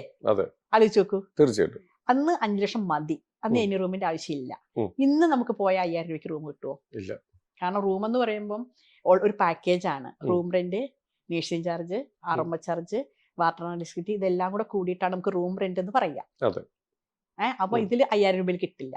പക്ഷെ അന്ന് ഈ 5 ലക്ഷത്തിന് പോളിസി എടുക്കുമ്പോൾ എനി റൂം എന്ന് പറഞ്ഞൊരു ഓപ്ഷൻ ഉണ്ടെങ്കിലോ ഇന്നും നമുക്ക് ഇഷ്ടപ്പെട്ട റൂമിൽ കിടന്നൂടെ? തീർച്ചയായിട്ടും ഇന്നും നമുക്ക് ഇഷ്ടപ്പെട്ട റൂമിൽ കിടന്നൂടെ? ഇതേപോലെ ഇപ്പൊ നമ്മൾ 10 ലാക്കോ അല്ലെങ്കിൽ 20 ലാക്കോ 50 ലാക്കോ എടുക്കുന്ന ഒരാള് ഒരു 10 വർഷം കഴിയുമ്പോഴും ഇതിലെ റൂൾ എന്താ? എനി റൂമാണ്. അതെന്തായാലും മസ്റ്റ് ആയിട്ട് നമ്മൾ എടുക്കണം. അതെ, എനി റൂം എടുക്കണം. ഇത് ആദ്യമായിട്ട് എനിക്കൊക്കെ ആദ്യമായിട്ട് കിട്ടുന്ന ഒരു ഇൻഫർമേഷൻ അത്. ഇത് കാണുന്ന പലർക്കും. പിന്നെ ഇനി എടുക്കുന്ന പോളിസിയിൽ എനി റൂം, അതിന്റെ കൂടെ മോഡേൺ ട്രീറ്റ്മെന്റ്. ഇനി നമ്മളെല്ലാവരും മോഡേൺ ട്രീറ്റ്മെന്റിലേക്ക് പോകുന്ന കാലാണ്. കാരണം ഇപ്പൊ ഒരു സർജറി കഴിഞ്ഞ് 10 ദിവസം ഹോസ്പിറ്റലിൽ കിടന്നു, വീട്ടിൽ പോയിട്ട് 3 മാസം റെസ്റ്റ് എടുക്കാൻ നമുക്ക് ഇഷ്ടമല്ല, നമുക്ക് സമയം ഉണ്ടാവില്ല. അപ്പൊ ഇനി മോഡേൺ ട്രീറ്റ്മെന്റിലേക്ക് പോകും, റോബോട്ടിക് സർജറികള് എല്ലാം. അങ്ങനെ വരുമ്പം അതും കിട്ടണം. അത് അപ് ടു സമ്മേഷേഡ് വരെ കിട്ടുന്ന പോളിസി എടുക്കണം. അല്ല, ഈ പോളിസിയിൽ ഇതെല്ലാം ഉണ്ടോ നോക്കിയാൽ മതി. അതൊക്കെ ചോദിച്ചറിയണമെന്നുള്ളൂ എടുക്കുന്നതിന് മുമ്പ്. നമ്മൾക്ക് ഇൻഷുറൻസ് എടുക്കുക എന്ന് പറയുമ്പം ഇൻഷുറൻസ് അഡ്വൈസറുടെ മാത്രം ജോലി അല്ല ഇത്. നമ്മൾ ഒരു ഷോപ്പിൽ പോയിട്ട് സാധനം വാങ്ങുകയാണെങ്കിൽ നമ്മൾ സെലക്ട് ചെയ്യില്ലേ? നമ്മൾ മൊബൈൽ ഫോൺ വാങ്ങുകയാണെങ്കിൽ നമ്മൾ എത്ര നോക്കുന്നത്, എന്തെല്ലാം ഫീച്ചേഴ്സ് നമ്മൾ ഉണ്ടെന്ന് നോക്കില്ലേ? മൊബൈൽ ഫോൺ അതേപോലെ നോക്കി വിചാരിച്ചാൽ മതി. ഹെൽത്ത് ഇൻഷുറൻസ് എടുക്കുമ്പോഴും അതിന് നമുക്ക് ആവശ്യമുള്ള എല്ലാ ഫീച്ചേഴ്സും ഉണ്ടോ നോക്കണം. ഇപ്പോ ഇത്ര വർഷമായില്ലേ ഈ മേഖലയിൽ വർക്ക് ചെയ്യുന്നത്? ഏറ്റവും കൂടുതൽ ആളുകൾ ഏത് തരത്തിലുള്ള ഇൻഷുറൻസ് ചേരാൻ വേണ്ടിയിട്ടാണ് മാഡത്തിന്റെ അടുത്ത് വന്നിട്ടുള്ളത്? എന്റെ അടുത്ത് വരുന്നത് മുഴുവൻ ഇപ്പൊ വരുന്ന കസ്റ്റമേഴ്സ് മുഴുവൻ ഹെൽത്ത് ഇൻഷുറൻസ് ചോദിച്ചിട്ടാണ്. ഹെൽത്ത് ഇൻഷുറൻസ് ആണ് ഈ വരുന്നവര് പാക്കേജ് ആയിട്ടാണോ കൂടുതൽ എടുക്കുന്നത്? ഫാമിലി പാക്കേജ് ആയിട്ടാണ്. പക്ഷെ അവിടെ തന്നെ ഞാൻ പേരൻസുമായിട്ട് വരുന്നവരാണെങ്കിൽ ഞാൻ അവരോട് കൊടുക്കുന്ന ഒരു അഡ്വൈസ് എന്താണെന്ന് വെച്ചാൽ, നിങ്ങളുടെ ഫാമിലിക്ക് സെപ്പറേറ്റ്, പേരൻസിന് സെപ്പറേറ്റ് പോളിസി എടുക്കുന്നതാണ് നന്നാവുക, ബെറ്റർ ആവുക. എന്തുകൊണ്ടാണ്? കാരണം ഒന്ന്, നമുക്ക് ഇവർക്ക് മൊത്തം ഇപ്പൊ അച്ഛൻ, അമ്മ, മകൻ, മരുമകൾ, കുട്ടികൾ ഇങ്ങനെ എടുക്കാം. നമുക്ക് ഇങ്ങനെ എടുക്കുമ്പോൾ നമുക്ക് അച്ഛനും അമ്മയ്ക്കും അസുഖങ്ങൾ വരാനും ചാൻസ് കൂടുതലും ആണെങ്കിൽ ഈ ഒരു സമ്മൻഷേഡ് വരുന്ന സമയത്ത് ഇത് കുറഞ്ഞുകൊണ്ടേ ഇരിക്കുമല്ലോ. മൊത്തം ഒരു 10 ലക്ഷം. അപ്പൊ നമ്മൾ നോക്കിക്കഴിഞ്ഞാൽ ഈ മൊത്തം ഒരു 10 ലക്ഷവും ഇത് 2 എണ്ണാക്കിയിട്ട് 10 ലക്ഷം വേർതിരിച്ചാലും ഏകദേശം ഒരേപോലെ പ്രീമിയം വരിക. അപ്പൊ ഇവർക്ക് 10 ലക്ഷം കിട്ടില്ലേ? ഇവർക്ക് 10 ലക്ഷം കിട്ടില്ലേ? ഇനി എത്ര റീസ്റ്റോറേഷൻ ഉണ്ടെന്ന് പറഞ്ഞാലും ഒറ്റ ക്ലെയിമിന് 10 ലക്ഷം കിട്ടുള്ളൂ. അൺലിമിറ്റഡ് ഇതൊക്കെ വരുന്നത് എങ്ങനെയാ? അൺലിമിറ്റഡ് പാക്കേജ് വളരെ കുറവല്ലേ ഉള്ളൂ. എല്ലാവരും നമ്മൾ അൺലിമിറ്റഡ് പാക്കേജ് എടുക്കുന്നില്ലല്ലോ. അതൊരു ആഡ് ഓൺ കവറേജ് ആണ്, അത് നമുക്ക് ആഡ് ചെയ്തെടുക്കാം. പിന്നെ ഇപ്പൊ എല്ലാ കമ്പനികളും റീസ്റ്റോറേഷൻ ഉണ്ട്. അതായത് ഇപ്പൊ 10 ലാക്ക് എടുത്തു, അതിൽ 2 ലാക്ക് തീർന്നാൽ വീണ്ടും 10 ലാക്ക് ആകും. പക്ഷെ അപ്പോഴും നമ്മൾ എന്താ വെച്ചാൽ ഒറ്റ ക്ലെയിമിൽ നമുക്ക് 10 ലാക്ക് വരുള്ളൂ. ഇനിയിപ്പോ അടുത്തത്, ഇപ്പൊ നമ്മുടെ മനുഷ്യ ശരീരത്തിൽ നമ്മൾ ഏറ്റവും കൂടുതൽ ശ്രദ്ധിക്കുന്ന കാര്യങ്ങളാണ് പല്ല്, കണ്ണ്, ഇതൊക്കെ. കാരണം കാലക്രമേണ ഏറ്റവും കൂടുതൽ ഡാമേജ് ആദ്യം വരുന്നത് ഇതിലൊക്കെയാണ്. നമ്മുടെ സൗന്ദര്യത്തിന് ഒരു കോട്ടം തട്ടുന്ന ഭാഗങ്ങളിലൊന്നും ഇതൊക്കെയാണ്. പക്ഷെ പല്ലിന് എപ്പോഴും ഇൻഷുറൻസ് കിട്ടില്ല എന്നാ പറയുന്നത്. അതിന് കിട്ടാൻ എന്താ ചെയ്യേണ്ടത്? സൗന്ദര്യവർദ്ധക ട്രീറ്റ്മെന്റ് ഒന്നിനും കിട്ടില്ല. അത് അപകടത്തെ തുടർന്ന് ഉണ്ടായതാണെങ്കിൽ കിട്ടും. ഒരു അപകടത്തെ തുടർന്ന് പല്ലൊക്കെ പോയതാണെങ്കിൽ നമുക്ക് ഇൻഷുറൻസ് കിട്ടും. അതെ. ഇപ്പൊ നമുക്ക് മുഖത്തിന് ആക്സിഡന്റ് ത്രൂ പരിക്ക് പറ്റി, തീപ്പൊള്ളൽ എന്തെങ്കിലും പറ്റി, അപ്പൊ ഒരു പ്ലാസ്റ്റിക് സർജറി വന്നു, അത് കിട്ടും. അതിന് പകരം എന്റെ മൂക്കിന് ഇത്തിരി വണ്ണം കൂടുതലാ നോക്കിയാൽ കിട്ടില്ല. ഇപ്പൊ നമ്മുടെ കാലക്രമേണ വരുന്ന പല്ലിൽ വരുന്ന കേടുപാടുകൾ ശരിയാക്കാനോ ട്രീറ്റ്മെന്റോ ഇതൊന്നും നമുക്ക് ഇൻഷുറൻസിൽ കിട്ടില്ല. അങ്ങനെ ഒരു ഇൻഷുറൻസ് വന്നിട്ടില്ല. അതേപോലെ ഒരു ചോദ്യമാണ് കണ്ണിനും. പക്ഷെ ഇതിലൊക്കെ വരാട്ടോ ഇന്നെ. കാരണം എനിക്ക് തന്നെ അത്ഭുതം തോന്നാറുണ്ട്. 3 വർഷം മുമ്പ് 4 വർഷം മുമ്പ് നമ്മൾ ഇൻഷുറൻസ് കമ്പനിയോട് പല കാര്യങ്ങൾ ആവശ്യപ്പെട്ടിട്ടുണ്ടായിരുന്നു. ഇതൊക്കെ ഇപ്പൊ വന്നിട്ടുണ്ട്. പുതിയതായിട്ട് വന്നിട്ടുണ്ട്. പുതിയ അപ്ഡേഷനിൽ എന്തൊക്കെയാണ് ഇൻഷുറൻസ് മേഖലയിൽ വന്നിട്ടുള്ളത്? പുതിയ അപ്ഡേഷൻ ഏറ്റവും വലുതാണ് ഈ മോഡേൺ ട്രീറ്റ്മെന്റ്. അത് എനിക്ക് ഭയങ്കര ഇഷ്ടമായതാണ്. പിന്നെ എന്നെ കൂടുതൽ മോഡേൺ ട്രീറ്റ്മെന്റ്, റോബോട്ടിക് സർജറികൾ, അങ്ങനെയുള്ളത്. പിന്നെ നമുക്ക് ഏറ്റവും കൂടുതൽ ഇപ്പൊ ഇഷ്ടം തോന്നിയിട്ടുള്ള ഒരു പോളിസി എന്താന്ന് വെച്ചിട്ടുണ്ടെങ്കിൽ ആഡ് ഓൺ കവറേജ് ആണ്. നമുക്ക് ഇഷ്ടമുള്ളത് സെലക്ട് ചെയ്യാം. നമുക്ക് ഇത് വേണ്ട, അത് വേണം. അങ്ങനെ ഇപ്പൊ വെച്ചാൽ നമ്മള് വാഹനങ്ങള് നിൽഡിപ്പുള്ള പോളിസികളിൽ നമുക്ക് ഒരുപാട് പുതിയ വണ്ടികൾ എടുക്കുമ്പോൾ ഇത് വേണ്ട, എഞ്ചിൻ പ്രൊട്ടക്ഷൻ വേണ്ട, അല്ലെങ്കിൽ അത് വേണം, റിട്ടേൺ ടു ഇൻവോയ്സ് വേണ്ട, അല്ലെങ്കിൽ വേണം. ഈ പറഞ്ഞതുപോലെ ഹെൽത്ത് ഇൻഷുറൻസിലും ഇപ്പൊ ഉണ്ടത്. അതായത് നമുക്ക് ഇത് വേണ്ട, ഞങ്ങൾക്ക് ഇത് കൂടെ വേണം, നമുക്ക് സെലക്ട് ചെയ്യാം. ഓക്കെ. ഇപ്പൊ ഈ നമ്മൾ ഹോസ്പിറ്റലിൽ കിടന്നു കഴിഞ്ഞാൽ അഡ്മിറ്റ് ആയി കഴിഞ്ഞാൽ നമുക്ക് ഇങ്ങോട്ടേക്ക് പൈസ കിട്ടുന്ന ഓപ്ഷൻസ് വരെ ഇല്ലേ? ഉണ്ട്. അതായത് നമ്മൾ ഒരു ദിവസം നമുക്ക് ഇത്ര രൂപ പോക്കറ്റ് മണി, സാധാരണ പോക്കറ്റ് മണി. അതെ. അത് എത്ര രൂപ വരെ പോളിസി കിട്ടുന്നുണ്ട്? സെലക്ട് ചെയ്യുമ്പോൾ ഇതൊക്കെ ചെയ്യാട്ടോ. നമുക്ക് പേഷ്യന്റിന് ആവശ്യമുള്ള ഫുഡിനുള്ള പൈസ വേണം, ഇതൊക്കെ നമുക്ക് ഓപ്ഷനിലാണ്. ഓപ്ഷനിലാണ് ഇതൊക്കെ നമുക്ക് ഇത് അതെ അതെ കിട്ടുന്നതാണ്. അതെ. ഇപ്പം ഇനി ഇതെല്ലാം മാറ്റിച്ച് വേറൊരു കാര്യം, ഇത് പൊതുവെ കേൾക്കുന്ന ഒരു തീപിടുത്തമുണ്ടായി കഴിഞ്ഞാൽ പൊതുവെ കേൾക്കുന്ന ഒരു കാര്യം ആ ഇൻഷുറൻസിന് വേണ്ടി കത്തിച്ചതാണ്. അതെന്താ അങ്ങനെ പറയപ്പെടാൻ കാരണം എന്താ? അത് എല്ലായിടത്തും ഫ്രോഡുകൾ ഉണ്ടാവില്ലേ, ആ. എല്ലാ ഡിപ്പാർട്ട്മെന്റിലും ഉണ്ടാവില്ലേ, ഉം. ആരെങ്കിലും ചെയ്തിട്ടുണ്ടാകാം. പക്ഷെ അത് അങ്ങനെ ഇപ്പൊ ഇല്ല. എന്താണ് അങ്ങനെ പറയാനുള്ളതിന്റെ കാരണം? കാരണം എന്താ വെച്ചാ ഇൻഷുറൻസ് കമ്പനി, ഞാൻ ആദ്യം പറഞ്ഞു ബിസിനസ് ആണെന്ന് പറഞ്ഞു, ഒരു ഷോപ്പ് കത്തി ഉടനെ ഒരു തീ കത്തി പറഞ്ഞിട്ട് പൈസ തരില്ല. അതിന് FIR ഇട്ട് ഇൻഷുറൻസ് കമ്പനിയുടെ ഭാഗത്തു നിന്നുള്ള ഇൻവെസ്റ്റിഗേറ്ററും ബാക്കി കാര്യങ്ങളൊക്കെ ഉണ്ടാവും. അവര് വന്ന് ഇൻവെസ്റ്റിഗേഷൻ ഒക്കെ കഴിക്കുമ്പോൾ മനസ്സിലാവും തീ കത്തിയതാണോ കത്തിച്ചതാണോ. ഓക്കെ. ഒരു ഡൗട്ട് എന്താ അറിയാമോ, ഇപ്പൊ ഒരു പ്രമുഖ ഒരു വസ്ത്ര വ്യാപാര സ്ഥാപനം അതിന് തീ പിടിക്കുക ഒരു ദിവസം, തീ പിടുത്തോണ്ടായി ഭയങ്കര, അപ്പൊ ആൾക്കാരൊക്കെ പൊതുവെ പറയണം അത് ഇൻഷുറൻസിന് വേണ്ടി കത്തിച്ചേക്കണേ. അതെ, ഇതിപ്പോ അങ്ങനെയാണെന്ന് വിചാരിക്കും, ഇൻഷുറൻസിന് വേണ്ടി കത്തിച്ചാന്ന് വിചാരിക്കും. പക്ഷെ ഈ സൈഡിൽ അവരുടെ കുറച്ച് മാസങ്ങളോളം അവർക്ക് അവരുടെ കച്ചവടം ഇല്ല, അതെല്ലാം തിരിച്ച് റെഡിയാക്കി വരണം, ഒന്നിന്ന് സ്റ്റോക്ക് എടുക്കണം, ഇങ്ങനെ കുറെ വരുമ്പോ അവർക്ക് ആ രീതിയിലും കുറെ നഷ്ടങ്ങൾ അവിടെ വരുന്നുണ്ട്. അതിനെക്കാട്ടി വലിയ എമൗണ്ട് ആണോ അപ്പൊ ഈ കിട്ടുമെന്ന് പറയപ്പെടുന്നത്? അതെ, നമ്മൾ ഇപ്പം 1 കോടിയുടെയോ 2 കോടിയുടെയോ ഒരു വസ്ത്രാലയാണെങ്കിൽ ഇൻഷുർ ചെയ്യപ്പോഴും മൊത്തം എത്രയായതിനാണ് ചെയ്യുക. 2 കോടിയുടെ 2 കോടിയാണ്, അണ്ടർ ഇൻഷുറൻസ് ചെയ്യില്ല. അപ്പൊ ഈ 2 കോടിയുടെ ഇത് സ്വന്തമായിട്ട് കത്തിക്കുന്ന ധൈര്യം അത് വലിയൊരു സ്ഥാപനം പോട്ടെ, ഒരു വളരെ ചെറിയൊരു 1000 സ്ക്വയർ ഫീറ്റിലുള്ള ഒരു തുണിക്കട എന്ന് വിചാരിക്കും, അതിലും എനിക്ക് ഇൻഷുറൻസ് ചെയ്യാൻ ഓപ്ഷൻ ഉണ്ടോ? എത്ര ചെറുതും ചെയ്യാം, എത്ര വലുതും ചെയ്യാം. ആകെ ഒരേ ഒരു ഡിമാൻഡ് മാത്രമേ ഉള്ളൂ ഞാൻ പറയാറ്. കാരണം അതിൽ നിങ്ങൾക്ക് എത്ര ആക്ച്വൽ കോസ്റ്റ്, എല്ലാം fan, TV, computer, AC, interior, എന്ത് പറയുന്നത്, അതിലൊരു മഗ് ഉണ്ടെങ്കിൽ അത് അടക്കം ഇൻഷുർ ചെയ്യണം എന്ന് ഞാൻ പറയാം. അങ്ങനെ ഫുൾ കവറായിട്ട് നമുക്ക് കിട്ടും. അങ്ങനെ ഫുൾ കവറേജ് കിട്ടും. ഇതിപ്പോ ഈ ഇന്റർവ്യൂ കഴിയുമ്പോൾ മിക്കവാറും സെയിലില്ലാത്തവരൊക്കെ മിക്കവാറും കത്തിക്കും. ഉത്തരവാദികളല്ല ഞങ്ങൾ ആരും. അങ്ങനെ ചെയ്തിട്ടില്ല എന്നുണ്ടെങ്കിൽ അപ്പോൾ അവിടെയാണ് ഈ പറഞ്ഞ ഇൻഷുറൻസ് കമ്പനി പൈസ തരില്ല എന്ന് പറയുന്നത്. ഇതിൽ അന്വേഷണങ്ങളും വരും, അവർക്ക് മനസ്സിലാവും ഇത് ഷോർട്ട് സർക്യൂട്ട് ആണോ അല്ലെങ്കിൽ കത്തിച്ചതാണോ, അത് തെളിയിക്കാനുള്ള ഓപ്ഷൻ ഉണ്ട്. എല്ലാം ഉണ്ടാവുമല്ലോ ഇതിനകത്ത്. ഇത് കത്തിച്ചതാണോ അല്ലെങ്കിൽ തെളിയിക്കാനുള്ള ഒരു ഓപ്ഷൻ ഉണ്ട്, അവരുടെ കമ്പനിയുടെ ഭാഗത്തുണ്ട്. അവരതിനുള്ള ആൾക്കാരെ നോക്കും, വിദഗ്ധന്മാരെ എത്തും. അനാവശ്യമായിട്ട് കത്തിച്ചു കഴിഞ്ഞാൽ ഷോപ്പും പോവും സ്റ്റോക്കും പോവും അല്ലെ, ആവശ്യമില്ലാത്ത പണിക്ക് നിൽക്കില്ലേടാ. അതൊക്കെ ഇങ്ങനെ കുറെ ആൾക്കാർ വെറുതെ പറയല്ലേ അത് ഇൻഷുറൻസിന് വേണ്ടി കത്തിച്ചാൽ. അതിന് പറയാം, എന്റെ നാട്ടില് ഇപ്പം 6 മാസം ആയില്ല, ഒരു ഫർണിച്ചർ മാനുഫാക്ചറിംഗ് യൂണിറ്റ്, കുഞ്ഞു യൂണിറ്റ് ആട്ടോ, കത്തി. അപ്പം ബാങ്കിൽ നിന്നാണ് ഇൻഷുർ ചെയ്തിട്ടുള്ളത്. നമ്മുടെ നാട്ടിൽ ആര് എന്ത് സംഭവിച്ചാലും ആദ്യം വിളിക്കുക എന്നെ തന്നെയാണ്. കാരണം നമ്മുടെ നാട്ടിൽ അങ്ങനെ, എല്ലായിടത്തും അങ്ങനെ തന്നെ ആണല്ലോ, കാരണം അവർക്കൊരു വേണ്ടോ. അപ്പൊ എന്നോട് പറഞ്ഞു, പിന്നെ ഹെൽത്ത് ഇൻഷുറൻസ് ഇല്ലേ, ഇൻഷുറൻസ് ഉണ്ടോ അറിയില്ല എന്ന് പറഞ്ഞു. പറഞ്ഞു ഉണ്ട്, നിങ്ങൾ ബാങ്കിൽ പോയി നോക്കാൻ പറഞ്ഞു. അവർ ബാങ്കിൽ നിന്ന് ലോൺ എടുക്കുമ്പോൾ ബാങ്കിൽ നിന്ന് ഇൻഷുർ ചെയ്തിട്ടുണ്ട്, നമുക്കറിയാം ഏകദേശം ആരുടെയൊക്കെ ഇൻഷുറൻസ് നമ്മുടെ നാട്ടിൽ ഉണ്ട് എന്നുള്ളത്. അപ്പൊ ഉണ്ടെന്ന് പറഞ്ഞു. ഇപ്പൊ 3 മാസം മുമ്പ് എന്നെ വിളിച്ചിട്ട് പറഞ്ഞു, രജനി ഒന്ന് ഞാൻ കാണണം എന്ന് പറഞ്ഞു. വന്നു. അപ്പൊ പറഞ്ഞു ഇൻഷുറൻസിന് അവർ കുറെ ഡോക്യുമെന്റ് ചോദിച്ചു. എനിക്ക് ആ ഡോക്യുമെന്റ് ഒന്നും ഉണ്ടാക്കാൻ സാധിക്കില്ല, കാരണം ചെറിയ കടയായതുകൊണ്ട് അവർ ചോദിച്ചതെല്ലാം കൊടുക്കാൻ സാധിക്കില്ല. ഇൻഷുറൻസ് വേണ്ടാന്ന് ഞാൻ ഇൻഷുറൻസ് കമ്പനിയോട് പറഞ്ഞു, ഇയാള് പോണില്ലേ. അപ്പൊ ഇൻഷുറൻസ് കമ്പനി പറഞ്ഞു, എന്നാ മുഴുവൻ നിങ്ങൾ വേണ്ടാന്ന് വെക്കണ്ട, നിങ്ങൾക്ക് ഒരു 80,000 രൂപ ഞങ്ങൾ എന്തായാലും തരാം, നിങ്ങൾ ജസ്റ്റ് ഒരു 2 സാധനം മാത്രം ഞങ്ങൾക്ക് അയച്ചുതരാം പറഞ്ഞിട്ടാണ് എന്റെ അടുത്ത് വന്നത്. ഞാൻ അപ്പൊ തന്നെ അവിടെ നിന്ന് എഴുതി റെഡിയാക്കി കൊടുത്തു. 3 ലക്ഷം രൂപയുടെ നഷ്ടമാണ് വന്നിട്ടുള്ളത്. അപ്പൊ ഇൻഷുറൻസ് കമ്പനി പറഞ്ഞ ഡോക്യുമെന്റ്സ് കൊടുക്കാൻ ഇയാളുടെ കയ്യിൽ ഇല്ല. പക്ഷെ അപ്പോഴും ഇൻഷുറൻസ് കമ്പനി മുഴുവൻ എഴുതി തള്ളിയില്ലല്ലോ. 80,000 കൊടുക്കാൻ പറഞ്ഞില്ലേ, ഒന്നും തരില്ല എന്ന് പറഞ്ഞില്ല. അതെ, ശരിക്കും ഇൻഷുറൻസ് കമ്പനിക്ക് ഇങ്ങനെ നമ്മുടെ ജനങ്ങൾ പറയുന്ന കണക്കാണെങ്കിൽ ഒന്നും തരില്ല പറയാലോ, കാരണം ഡോക്യുമെന്റ്സ് ഇല്ലല്ലോ കൊടുക്കാൻ. 80,000 രൂപ കിട്ടി പാർട്ടിക്ക്. കിട്ടി, ആ ഡോക്യുമെന്റ്സ് ഉണ്ടെങ്കിൽ കറക്റ്റ് ആ പൈസ കിട്ടിയാനേ. ഇങ്ങനെയൊക്കെ കുറെ. അതെ, അതായത് എന്തായാലും നമുക്കറിയില്ലേ, നമ്മൾ എന്ത് സാധനം ചെയ്താൽ ഇപ്പൊ ചേരുമ്പോ വേണ്ടാന്ന് പറഞ്ഞിട്ട് കാര്യമില്ല.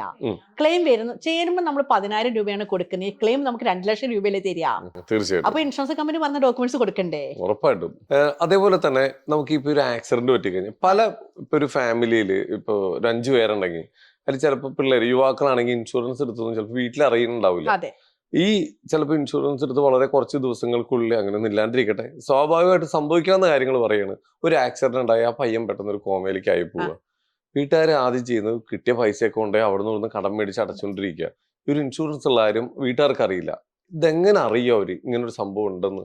അതിനാണ് ഞാൻ എല്ലാവരോടും പറയണത്, ഇൻഷുറൻസ് എടുത്താ ദയവ് ചെയ്ത് 2 പേരോട് പറയണം വീട്ടില്. നമ്മുടെ ഫോൺ നമ്പർ ആരെയാണോ കോണ്ടാക്ട് ചെയ്യേണ്ടത് അവരുടെ നമ്പർ തീർച്ചയായിട്ടും കൊടുക്കണം. പക്ഷെ നമ്മളിപ്പോ പോളിസി ബസാറൊന്നും അല്ലാണ്ട് നമ്മുടെ കയ്യിൽ നിന്നൊക്കെ എടുക്കണമെങ്കിൽ നമ്മൾ അറിയും. പക്ഷെ അങ്ങനെ പറയാൻ പറ്റില്ല കേട്ടോ. കാരണം ഇപ്പം നമ്മൾ ദൂര സ്ഥലത്ത് നിന്ന് എടുക്കുന്നത് നമുക്ക് അറിയില്ലല്ലോ. പിന്നെ ഇതിൽ ചെയ്യാൻ പറ്റിയ ഇദ്ദേഹം തിരിച്ച് നോർമൽ ആവുന്ന സമയത്ത് ഇൻഷുറൻസ് കമ്പനി അറിയിക്കുക എന്നുള്ളതാണ്. അപ്പൊ ഈ മുടക്കിയ പൈസകളൊക്കെ റീഫണ്ട് ചെയ്ത് കിട്ടാൻ ക്യാഷ്ലെസ് ആയിട്ട് വാങ്ങാം. അപ്പോൾ ഇത് റീസൺ പറഞ്ഞാൽ മതി, ഇങ്ങനെ സംഭവിച്ചു. ഒരു ഇൻഷുറൻസ് കമ്പനി അങ്ങനെ റിജക്ട് ചെയ്യില്ല. കറക്റ്റ് ആയിട്ടുള്ള ശരിക്കും നമ്മൾ 7 ദിവസം നമ്മൾ അഡ്മിറ്റ് ആവുന്ന സമയത്ത് തന്നെ ഇൻഷുറൻസ് കമ്പനി അറിയിക്കണം എന്നാണ് കേട്ടോ റൂള്. പക്ഷെ സാഹചര്യവശാൽ കഴിഞ്ഞില്ല. ചിലപ്പം നമ്മള് ഒരു ജോലി സ്ഥലത്തുനിന്നോ അല്ലെങ്കിൽ ദൂരെ എവിടെയെങ്കിലും ടൂർ പോകുമ്പോഴൊക്കെ ഉണ്ടാവുന്നെങ്കിൽ ചിലപ്പോൾ അവിടെയൊക്കെ ആണെങ്കിലും നമുക്ക് അറിയാൻ സാധിക്കില്ലല്ലോ. പക്ഷെ ഇതിന് ശേഷം കാര്യകാരണ സഹിതം ഒരു ഇൻഷുറൻസ് കമ്പനി അറിയിക്കുകയാണെന്നുണ്ടെങ്കിൽ നോർമലി അത് റിജക്റ്റ് ആവില്ല. ഓക്കെ, ഇപ്പൊ ഇനി വാഹനങ്ങളിലേക്ക് വരികയാണെങ്കിൽ നമ്മൾ ഈ തേർഡ് പാർട്ടി ഇൻഷുറൻസ് പൈസ കുറവാണെന്ന് വിചാരിച്ചിട്ടാണ് ചാടി എടുക്കുന്നത്. കാരണം എല്ലാവരും ഉള്ളൊരു കോൺഫിഡൻസ് ഉണ്ട്, എൻ്റെ വണ്ടി ആക്സിഡന്റ് ആവില്ല, എൻ്റെ വണ്ടിക്ക് തീ പിടിക്കില്ല എന്നൊരു കോൺഫിഡൻസ് ഉണ്ട്. ഈ പൈസ കുറവാണെന്നുള്ള രീതിയിലാണ് തേർഡ് പാർട്ടിയിലേക്ക് പലരും മാറുന്നത്. പക്ഷെ ഇതിന്റെ ഒരു ആഫ്റ്റർ എഫക്ട് എന്താ ഉണ്ടാവുക? ഇപ്പൊ കുറെ ആൾക്കാർ അടുത്ത് വന്നിട്ടുണ്ടാവുമല്ലോ. തേർഡ് പാർട്ടി ഇൻഷുറൻസ് എന്ന് പറഞ്ഞാൽ എന്റെ വണ്ടിക്ക് ഞാൻ തേർഡ് പാർട്ടി എടുക്കുക എന്ന് പറഞ്ഞിട്ടുണ്ടെങ്കിൽ എന്റെ വണ്ടിക്ക് എന്ത് പറ്റില്ല എനിക്ക് കിട്ടില്ല. പക്ഷെ ഈ വണ്ടി വേറെ ആളിടിച്ച തേർഡ് പാർട്ടികൾക്ക് പറ്റിയ അവർക്ക് കിട്ടും, നമുക്കൊന്നും കിട്ടില്ല. അപ്പൊ നമ്മളിപ്പം ലക്ഷങ്ങൾ കൊടുത്ത് ആനയെ വാങ്ങാം, തോട്ടി വാങ്ങാൻ പൈസ ഇല്ല എന്ന് പറയുന്ന പോലെയാണ് ആൾക്കാരുടെ കാര്യം. ബെൻസ് വാങ്ങാം, അതിൽ പെട്രോൾ അടിക്കാം, എന്നും പ്രശ്നമില്ല. അതിന് ഫസ്റ്റ് ക്ലാസ് ഇൻഷുറൻസ് അടയ്ക്കാൻ നേരാണ് ഇത് ഇവരെ കവറേജ് കുറച്ച് അടയ്ക്കും. ക്ലെയിം വരുമ്പം കുറച്ച് കിട്ടും. ഇതിപ്പോ ഇൻഷുറൻസ് കമ്പനി തന്നില്ല, ആകെ പ്രശ്നങ്ങളായി. ഇപ്പൊ ഒരു പ്രാവശ്യം തേർഡ് പാർട്ടിയിലേക്ക് പോയിട്ട് പിന്നെ അടുത്ത വർഷം തിരിച്ച് മാറ്റാനുള്ള ഓപ്ഷൻ ഉണ്ടോ? ഓപ്ഷൻ ഉണ്ട്. അത് പക്ഷെ ഒറ്റയ്ക്ക് ഓടിച്ചെന്നാലൊന്നും കിട്ടില്ല. എല്ലാ ഇൻഷുറൻസ് കമ്പനിക്കും അതിനും റൂൾസ് ഉണ്ട്. അതവർ ഇത് തന്നെ ഞാൻ ഈ സമയത്ത് പറയാൻ ആഗ്രഹിക്കുന്ന കാര്യം, തേർഡ് പാർട്ടി ഇൻഷുറൻസ് എടുക്കുമ്പോൾ തന്നെ ഇപ്പൊ ആൾക്കാർ 3 തരത്തിൽ എടുക്കുന്നുണ്ട്. തേർഡ് പാർട്ടി എടുക്കുമ്പോൾ ഇപ്പൊ ഒരു കാറാണ് എടുക്കുന്നത്. ആ കാർ എടുക്കുകയാണെങ്കിൽ അതിൽ 3 സ്റ്റെപ്പുകൾ. ഒന്ന്, നമുക്ക് RC ഓണർക്ക് ഇൻഷുറൻസ് ഇല്ലാത്ത തേർഡ് പാർട്ടി എടുക്കാം. ഇപ്പൊ നമ്മളോട് സാധാരണ നമ്മൾ സ്ഥിരം കേൾക്കുന്ന കാര്യം എന്താ വെച്ചാൽ, നിങ്ങളുടെ അടുത്ത് വന്ന് എടുക്കുന്നതിനേക്കാൾ പൈസ കുറച്ച് എനിക്ക് മറ്റടുത്ത് പോകുമ്പോൾ കിട്ടി തേർഡ് പാർട്ടി ഇൻഷുറൻസ്. ഏകദേശം എല്ലാ കമ്പനിയിലും തേർഡ് പാർട്ടി ഇൻഷുറൻസിന്റെ പ്രീമിയം ഏകദേശം ഒരുപോലെ, ചെറിയ വ്യത്യാസം വരുള്ളൂ. അപ്പൊ നമ്മളടുത്ത് കുറച്ച് കിട്ടുമ്പോൾ ഉറപ്പാണ് കവറേജ് കുറഞ്ഞിട്ടാ, അല്ലാതെ ഒരിക്കലും കുറച്ചു തരാൻ പറ്റില്ല. കവറേജ് കുറവാകും. രണ്ടാമത് നമുക്ക് എന്താ ചെയ്യാം, ഇതിൽ തന്നെ നമുക്ക് യാത്രക്കാർക്ക് ഉൾപ്പെടുത്തി എടുക്കാം, ഉൾപ്പെടുത്താതെ എടുക്കാം. ശരിക്കും ഞാൻ പറയും, RC ഓണർക്ക് ഇൻഷുറൻസ് നിർബന്ധമായിട്ട് വേണം. ഈ യാത്ര ചെയ്യുന്ന യാത്രക്കാർക്കുള്ള ഇൻഷുറൻസും കവർ ചെയ്യണം. അത് നമ്മൾ ചോദിച്ചിട്ട് തന്നെ വാങ്ങണം. ഇപ്പൊ ഈ വാഹനത്തിൽ ഇപ്പൊ യാത്ര ചെയ്യുമ്പോൾ ഒരു ആക്സിഡന്റ് പറ്റി, ഇതിനകത്തിരിക്കുന്നവരൊക്കെ ഹോസ്പിറ്റലൈസ് ആയി. അപ്പോ ഈ ഇൻഷുറൻസ് ഉണ്ട്, ഇവർക്ക് എല്ലാവർക്കും ഉണ്ട്, യാത്രക്കാർക്കും എല്ലാവർക്കും ഉണ്ടെങ്കിൽ എങ്ങനെയായിരിക്കും അവർക്ക് അത് ഇൻഷുറൻസ് അവരെ ഹെൽപ്പ് ചെയ്യുന്നത് എങ്ങനെയായിരിക്കും? അത് നമ്മൾ ഇൻഷുറൻസ് എടുക്കുക വെച്ചിട്ടുണ്ടെങ്കിൽ തേർഡ് പാർട്ടി ഇൻഷുറൻസ് ആണെങ്കിൽ 2 വണ്ടികൾ നമ്മൾ കൂട്ടിയിടിച്ചിട്ടാണ് നമ്മുടെ വണ്ടിയിലിരിക്കുന്ന ആൾക്കാർക്ക് പരിക്ക് പറ്റുന്നെങ്കിൽ ഒരു പ്രശ്നവുമില്ല. കോടതിയിൽ നിന്ന് ക്യാഷ് കിട്ടും. കേസാക്കി എത്ര ട്രീറ്റ്മെന്റ് നടത്തിയിട്ടുണ്ടെങ്കിലും കിട്ടും. ഇടിക്കുകയാണ്. അപ്പോഴാണ് നമുക്ക് ഈ ഇരിക്കുന്ന യാത്രക്കാർക്കുള്ള ഇൻഷുറൻസ് കവറേജ് എടുക്കേണ്ടുന്നത്. അത് ഈ പറയുന്നത് പോലെ അവർക്ക് മരിക്കുകയോ അല്ലെങ്കിൽ PTD പെർമനന്റ് ടോട്ടൽ ഡിസബിൾമെന്റ് വരുമ്പോഴേ പൈസ കിട്ടുള്ളൂ. ട്രീറ്റ്മെന്റ് നടത്താൻ കിട്ടില്ല. നമ്മളിപ്പോ തേർഡ് പാർട്ടി ഇൻഷുറൻസിന്റെ കാര്യം നമ്മൾ കുറച്ച് സംസാരിച്ചായിരുന്നു. ഇനി അതിലെടുത്ത് പറയേണ്ട എന്തെങ്കിലും, ആളുകൾക്ക് അറിയപ്പെടേണ്ട എന്തെങ്കിലും കാര്യങ്ങൾ? നമുക്ക് എന്താ വെച്ചാൽ പ്രീമിയം കുറച്ച് തന്നു എന്ന് പറയും ചില ആൾക്കാര്. തേർഡ് പാർട്ടി ഇൻഷുറൻസ് അടയ്ക്കുമ്പോൾ നിങ്ങൾക്ക് പ്രീമിയം കൂടുതലാണ്, ഞങ്ങൾ അതിലേക്കായി പ്രീമിയം കുറച്ച് വേറെ അടച്ചു എന്ന് പറയും. ഇതിൽ പ്രധാനമായിട്ടും വരുന്നത് ഓണർ ഡ്രൈവറുടെ ഇൻഷുറൻസ് ഉണ്ടാവില്ല. ഓണർ ഡ്രൈവർ നമ്മൾ ആലോചിച്ച് നോക്കണം. ഒരു സാധാരണക്കാരൻ ഇൻഷുറൻസിന് പ്രീമിയം കുറയ്ക്കാൻ വേണ്ടി കുറച്ചടച്ചു, അയാൾ ആക്സിഡന്റിൽ മരിച്ചു, അയാളുടെ വണ്ടിയിൽ നിന്ന് 15 ലക്ഷം രൂപയാണ് ഇൻഷുറൻസ് കമ്പനി കൊടുക്കുക. അത് നഷ്ടപ്പെടും. ഓണർ ഡ്രൈവറുടെ PA എന്ന് പറഞ്ഞാൽ സുപ്രീം കോടതിയുടെ തീരുമാനപ്രകാരം വന്നൊരു സാധനമാണത്. എനിക്ക് തോന്നുന്നു ഒരു 6-7 വർഷമായിട്ടുണ്ടാവും. ഏകദേശം 15 ലക്ഷം രൂപ RC ഓണർ ആ വണ്ടിയിൽ നിന്ന് അപകടത്തിൽ കൂടെ മരിച്ചാൽ കിട്ടും. അത് നഷ്ടപ്പെടില്ലേ? അതെന്തുകൊണ്ടാണ് നഷ്ടപ്പെടുന്നത്? ആ കവറേജ് ഇല്ലാതെയാണ് ഇൻഷുറൻസ് എടുത്തത്. Okay okay okay. അതായത് എനിക്ക് തോന്നുന്നു ഒരു 300, 325, 400 രൂപ ഇതിനിടയ്ക്കാണ് പ്രീമിയം വ്യത്യാസം വരിക. 300-ന്റെ 400-ന്റെ ഇടയ്ക്ക് പല കമ്പനി പല റേറ്റ് ആയതുകൊണ്ട് കേട്ടോ ഞാൻ അങ്ങനെ പറയുന്നത്. ആ പൈസ കുറച്ചടച്ച് നമ്മളുടെ ലാഭം കരുതി ഇൻഷുറൻസ് ക്ലെയിം വന്നു കഴിഞ്ഞാൽ 15 ലക്ഷം രൂപ ഇവരുടെ കുടുംബത്തിന് കിട്ടില്ല. നമ്മൾ ഇഷ്ടംപോലെ കാണുന്നുണ്ടത്. നമ്മൾ എല്ലാവരോടും പറയും നിങ്ങൾ അങ്ങനെ അടയ്ക്കല്ലേ. അപ്പൊ കറക്റ്റ് അഡ്വൈസറുടെ കീഴിൽ തന്നെ നമ്മൾ ചെല്ലണം ഇതിനെല്ലാം. ഇപ്പൊ എവിടെ നിന്ന് എടുക്കുകയാണെങ്കിൽ നമുക്ക് അത് വാങ്ങണം. പലർക്കും അറിയില്ല, ഫോഴ്സ്ഡ് ആയിട്ടൊക്കെ അറിയില്ല. ഇപ്പൊ ഞാൻ കൊടുക്കാറില്ല കേട്ടോ. എന്റെ അടുത്ത് വന്നിട്ട് അങ്ങനെ പറഞ്ഞാൽ ഞാൻ സ്നേഹത്തോടു കൂടെ അവരോട് പറയാ നിങ്ങൾ ഇത് എവിടെ നിന്നാണോ കിട്ടുന്നത് അവിടെ പോയി എടുത്തോളൂ. നമുക്ക് ഒരു എത്തിക്സ് ഉണ്ടല്ലോ നമുക്കിത്. കാരണം നമ്മൾ കസ്റ്റമറോട് ചെയ്യുന്ന എനിക്ക് പ്രീമിയം ഉണ്ടാക്കാൻ വേണ്ടി ചെയ്താൽ പോരല്ലോ. അവരോട് നമുക്കൊരു കമ്മിറ്റ്മെന്റ് ഇല്ലേ? ആരും ചെയ്യാറില്ല.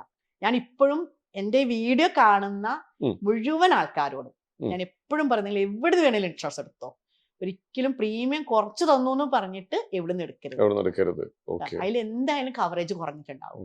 ഏതെങ്കിലും പ്രധാനപ്പെട്ട കവറേജുകൾ മിസ് ആയിട്ടുണ്ടാവും. അത് ആ ടൈമിലായിരിക്കും നമ്മൾ അറിയുക. കാരണം അതുവരെ നമുക്ക് ഒന്നും അറിയില്ല, നമ്മളത് കയ്യിലുണ്ടെന്ന് വിചാരിച്ചിരിക്കും. ഇപ്പോഴും ഈ ഇൻഷുറൻസ് എടുത്തേക്കുന്ന പലർക്കും അറിയില്ല എന്തൊക്കെ സാധനങ്ങളെ നോക്കി കിട്ടാത്തതെന്ന്. അത് അറിയണമെങ്കിൽ ഇനിയിപ്പോ എന്താ ചെയ്യേണ്ടത്? നേരെ ഇതിന്റെ നമ്മൾ ഇൻഷുറൻസ് എടുക്കുമ്പോൾ എടുക്കുന്ന അഡ്വൈസറോട് പറയുക എനിക്ക് എല്ലാ കവറേജും വേണം. കവറേജുകൾ ഏതെന്ന് ചോദിച്ച് മനസ്സിലാക്കുക. ഇപ്പൊ ചോദിക്കുമ്പോ നമുക്ക് അറിയാമല്ലോ നമുക്ക് അത് വേണ്ട ഇത് വേണം. ചോദിച്ച് മനസ്സിലാക്കിയിട്ട് ഇൻഷുറൻസ് എടുക്കുക. ഓക്കെ, തീർച്ചയായിട്ടും.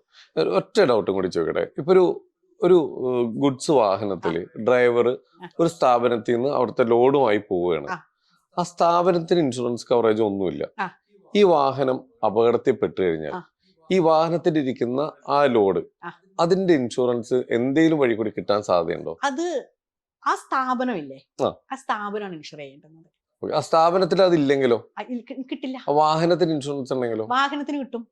വാഹനത്തിന് മാത്രം എടുക്കുന്നത് വാഹനത്തിന്റെ പണികൾക്കാണ് അപകടത്തിൽ കൂടെ പെടുന്നത്. പക്ഷെ വലിയ വലിയ സ്ഥാപനങ്ങൾക്കെല്ലാം ഈ ലോഡ് പോകുന്ന സാധനങ്ങൾക്കെല്ലാം ഇൻഷുർ ചെയ്യുന്നുണ്ട് കേട്ടോ. വലിയ വലിയ സ്ഥാപനങ്ങളൊക്കെ. ചെറിയ സ്ഥാപനങ്ങളും കൂടെ അതിന് ശ്രമിച്ചാൽ മതി. ഇപ്പം ഞാൻ ഉദാഹരണം പറയുകയാണെങ്കിൽ TV, ഫ്രിഡ്ജൊക്കെ വിൽക്കുന്ന കട, അവർ സ്ഥിരമായിട്ട് ഇത് കൊണ്ടുപോകും. അപ്പൊ അവർക്ക് വേണമെങ്കിൽ ഇത് ഇൻഷുറൻസ് കമ്പനിയോട് സംസാരിച്ചിട്ട് ഈ പോകുന്ന സാധനങ്ങൾക്കുള്ള ഇൻഷുറൻസ് എടുത്തു വെക്കാം. അപ്പൊ ഈ പോകുന്ന വണ്ടി ആക്സിഡന്റ് ആയി, ചിലപ്പോൾ വണ്ടിയിൽ ഉണ്ടായിരുന്നത് ഒരു വാഷിംഗ് മെഷീൻ ആയിരുന്നു, 55,000, 60,000, 70,000 വിലയുള്ള വാഷിംഗ് മെഷീൻ ആണ്. അത് കേട് വന്നു, അല്ല കേട് വരികയല്ല, ബ്രേക്ക് ഡൗൺ ആയി. ആ സമയത്ത് ഇവർക്ക് കമ്പനികൾക്ക് എന്തെങ്കിലും ഇൻഷുറൻസ് ഉണ്ടോ എന്ന് എനിക്കറിയില്ല. പക്ഷെ ഈ ഷോറൂമാർക്ക് ഇത് ഇൻഷുർ ചെയ്ത് വെക്കാം. അതിനുള്ള ഓപ്ഷൻ ഉണ്ട്. പിന്നെ ഇതിൽ ഏറ്റവും വലിയ പ്രത്യേകത എന്താണെന്ന് വെച്ചിട്ടുണ്ടെങ്കിൽ ഇപ്പൊ 2 വണ്ടികളൊക്കെ തമ്മിൽ കൂട്ടിയിടിച്ചിട്ടാണ് RC ഓണർ മരിക്കുന്നതെന്ന് വിചാരിച്ചോ, കോടതിയിൽ നിന്ന് ക്ലെയിം കിട്ടും സാധാരണ. പക്ഷെ അതിൽ ഈ 15 ലക്ഷം അതുമായിട്ട് യാതൊരു ബന്ധവും ഇല്ല. ഈ 15 ലക്ഷം ആ ഇൻഷുറൻസ് കമ്പനിയാണ് കൊടുക്കുന്നത് ഡയറക്റ്റ്. കോടതിയല്ല, കോടതി ഇടപെടേണ്ട ആവശ്യമില്ല. FIR-ഉം ബാക്കിയുള്ള കാര്യങ്ങളും പേപ്പേഴ്സും എന്തൊക്കെയാണോ ഫയലുകളും ആ ഇൻഷുറൻസ് കമ്പനിയെ കൊണ്ട് കൊടുത്താല് അവിടുന്ന് ഈ മരിച്ച ആളുടെ വീട്ടുകാർക്ക് ക്യാഷ് ഡയറക്റ്റ് കൊടുക്കുകയാണ് ചെയ്യാം. Insurance company. അതിൽ വക്കീലിന്റെ ആവശ്യമില്ല, കോടതിയുടെ ആവശ്യമില്ല, ഒന്നും ആവശ്യമില്ല. അപ്പൊ അതിനെന്താ, അത് കിട്ടാൻ എന്താ ചെയ്യേണ്ടത്? FIR ആദ്യം ഇൻഷുറൻസ് കമ്പനിയിൽ പോയി ചോദിക്കുക. അല്ലെങ്കിൽ ഇൻഷുറൻസ് ചെയ്തൊരു ഏജന്റ് ഉണ്ടാവില്ല, അഡ്വൈസർ ഉണ്ടാവില്ല, അവരോട് ചോദിക്കുക. ഒന്നുമില്ല, ഇവരാരും ഇല്ലെങ്കിൽ വിചാരിച്ചോളൂ, ഇവരറിയുന്ന ഒരു അഡ്വൈസറോട് ചോദിച്ചാൽ അവർ കൃത്യമായിട്ട് പറഞ്ഞു കൊടുക്കുക എന്തൊക്കെ ചെയ്യേണ്ടതെന്ന്. അവിടെ ഇൻഷുറൻസ് കമ്പനിയിൽ എന്തൊക്കെ ഡോക്യുമെന്റ്സ് കൊടുക്കണം എന്ന് വെച്ചാൽ അത് കൊടുക്കുക. ഈ 15 ലക്ഷം രൂപ ഇവരുടെ നോമിനി ആരൊക്കെയാണുള്ളത് അവർക്ക് അക്കൗണ്ടിലേക്ക് ക്യാഷ് എത്തും. എത്ര ദിവസം കൊണ്ടായിരിക്കും ഈ പ്രോസസ്? അത് നമ്മുടെ ഇവര് പറയുന്ന ഇൻഷുറൻസ് കമ്പനി പറയുന്ന ഡോക്യുമെന്റ്സ് ഇവർ എത്ര പെട്ടെന്ന് കൊടുക്കുന്നു അത്രയും പെട്ടെന്ന് കിട്ടും. ഇവരിപ്പോ 1 മാസം കൊണ്ട് കൊടുക്കാൻ കഴിഞ്ഞാൽ 1 മാസം കഴിയുമ്പോൾ കിട്ടും. അതുണ്ടല്ലോ, നമ്മള് പേപ്പർ വർക്ക് ഡിലേ ആക്കുന്നതിനനുസരിച്ചാണ് ക്ലെയിം ഡിലേ ആവും. എല്ലാം കറക്റ്റ് ആണെങ്കിൽ എത്രയും പെട്ടെന്ന് അത് വിഡ്രോ ചെയ്യാൻ പറ്റും. ഈ ഒരു ആനുകൂല്യം കളയാൻ പാടുണ്ടോ? ഒരിക്കലും. കാരണം ആർക്ക് എന്ത് എപ്പോഴും സംഭവിക്കുന്നത് നമുക്ക് പറയാൻ പറ്റില്ല. ഈ സുകുമാരക്കുറുപ്പിന്റെ കേസ് അതെങ്ങനെയായിരുന്നു ഇൻഷുറൻസ് ആയിട്ട് കണക്ട് ചെയ്തത്? അത് ലൈഫ് ഇൻഷുറൻസ് അല്ല. അത് മരിച്ചു കഴിഞ്ഞാലായിരുന്നു പൈസ കിട്ടുന്നത്? ലൈഫ് ഇൻഷുറൻസിൽ എങ്ങനെയാ വെച്ചിട്ടുണ്ടെങ്കിൽ അവിടെ 2-3 രീതി കിട്ടും. ഒന്ന്, നമ്മൾ ഇൻഷുറൻസ് എടുത്ത ഒരു 15 വർഷത്തെ കാലാവധി പറഞ്ഞിട്ടാണ് എടുക്കുന്നതെങ്കിൽ ഈ 15 വർഷത്തിനുള്ളിൽ നമുക്ക് മരിച്ചു പോയാൽ അത് എത്ര രൂപയാണെന്ന് വെച്ചാൽ അത് കിട്ടും. അത് കവറേജുകൾ വ്യത്യാസമുണ്ട് കേട്ടോ. അവിടെ ഇതുപോലെ ആഡ് ഓൺ കവർ ഒരുപാടുള്ള പോളിസികളാണ്. 2 നമുക്ക് എടുക്കാന്ന് വെച്ചിട്ടുണ്ടെങ്കിൽ ആ ടൈം കഴിയുമ്പോൾ ക്യാഷ് കിട്ടും. നമ്മള് ഇടയ്ക്ക് വെച്ച് മരിക്കാച്ചാ നമ്മുടെ വീട്ടുകാർക്ക് പൈസ കിട്ടും. അതല്ലെങ്കിൽ നമ്മുടെ ടൈം കഴിയുമ്പോൾ എത്രയാണോ ക്യാഷ് അതോ ആനുകൂല്യം കിട്ടും. ഓ. മൂന്നാമതൊക്കെ പെൻഷൻ പ്ലാൻ ഉണ്ട് അവിടെ. ആ. പിന്നെ ടേം പ്ലാൻ ഉണ്ട്. ഉം. ടേം പ്ലാൻ നമുക്ക് മരിച്ചാൽ മാത്രം കിട്ടുന്ന പ്ലാനുകളുണ്ട്. ഓക്കെ. അല്ല നമുക്ക് ഇത്ര വർഷം കഴിയുമ്പോൾ തിരിച്ചു കിട്ടണ്ടെന്ന് പറഞ്ഞ പ്ലാനുകളുണ്ട്. ഓ. ലൈഫ് ഇൻഷുറൻസ് ഇഷ്ടം പോലെ പ്ലാൻ. പല ടൈപ്പ് ഉണ്ട്. ഇപ്പൊ ഈ ഇതിന്ന് എല്ലാം അറിയാൻ കഴിഞ്ഞത് വ്യക്തമായിട്ടൊരു അഡ്വൈസറുടെ സഹായത്തോട് പോയിട്ട് ഇൻഷുറൻസ് എടുക്കുന്ന ഏറ്റവും നല്ലത്. അതെ കാരണം അപ്ഡേഷൻസ് ഒരുപാട് വന്നിട്ടുണ്ട്. അതെ അത് ഞാൻ പറയുന്നത് എന്താ വെച്ചാൽ നമ്മൾ ഹെൽത്ത് ഇൻഷുറൻസ് എടുക്കുമ്പോൾ അഡ്വൈസർമാരെ എപ്പോഴും ശ്രദ്ധിക്കാൻ ഞാൻ എപ്പോഴും പറയുന്നത് എന്താ വെച്ചാൽ, ഒന്ന് ഇയാള് ഇനിയും തുടർന്ന് ഈ ഫീൽഡിൽ ഉണ്ടാവും എന്ന് ഉറപ്പിക്കണം. കാരണം ഇപ്പൊ ഒന്ന് ഓടി വന്നു ഒരു ഇൻഷുറൻസ് ഏജൻസ് ആയി ഒരു 5-6 വർഷം കഴിഞ്ഞ് നിർത്തിപ്പോയാൽ നമുക്ക് ഇനി ഇവർക്ക് സർവീസ് കൊടുക്കണമല്ലോ, അത് ഉണ്ടാവില്ല. അപ്പം ഹെൽത്ത് ഇൻഷുറൻസ് എടുക്കുമ്പോൾ പ്രത്യേകിച്ചും നമ്മളെന്താ പറയാ നിലനിൽക്കുന്ന അഡ്വൈസർ ആണോ എന്ന് നോക്കണം.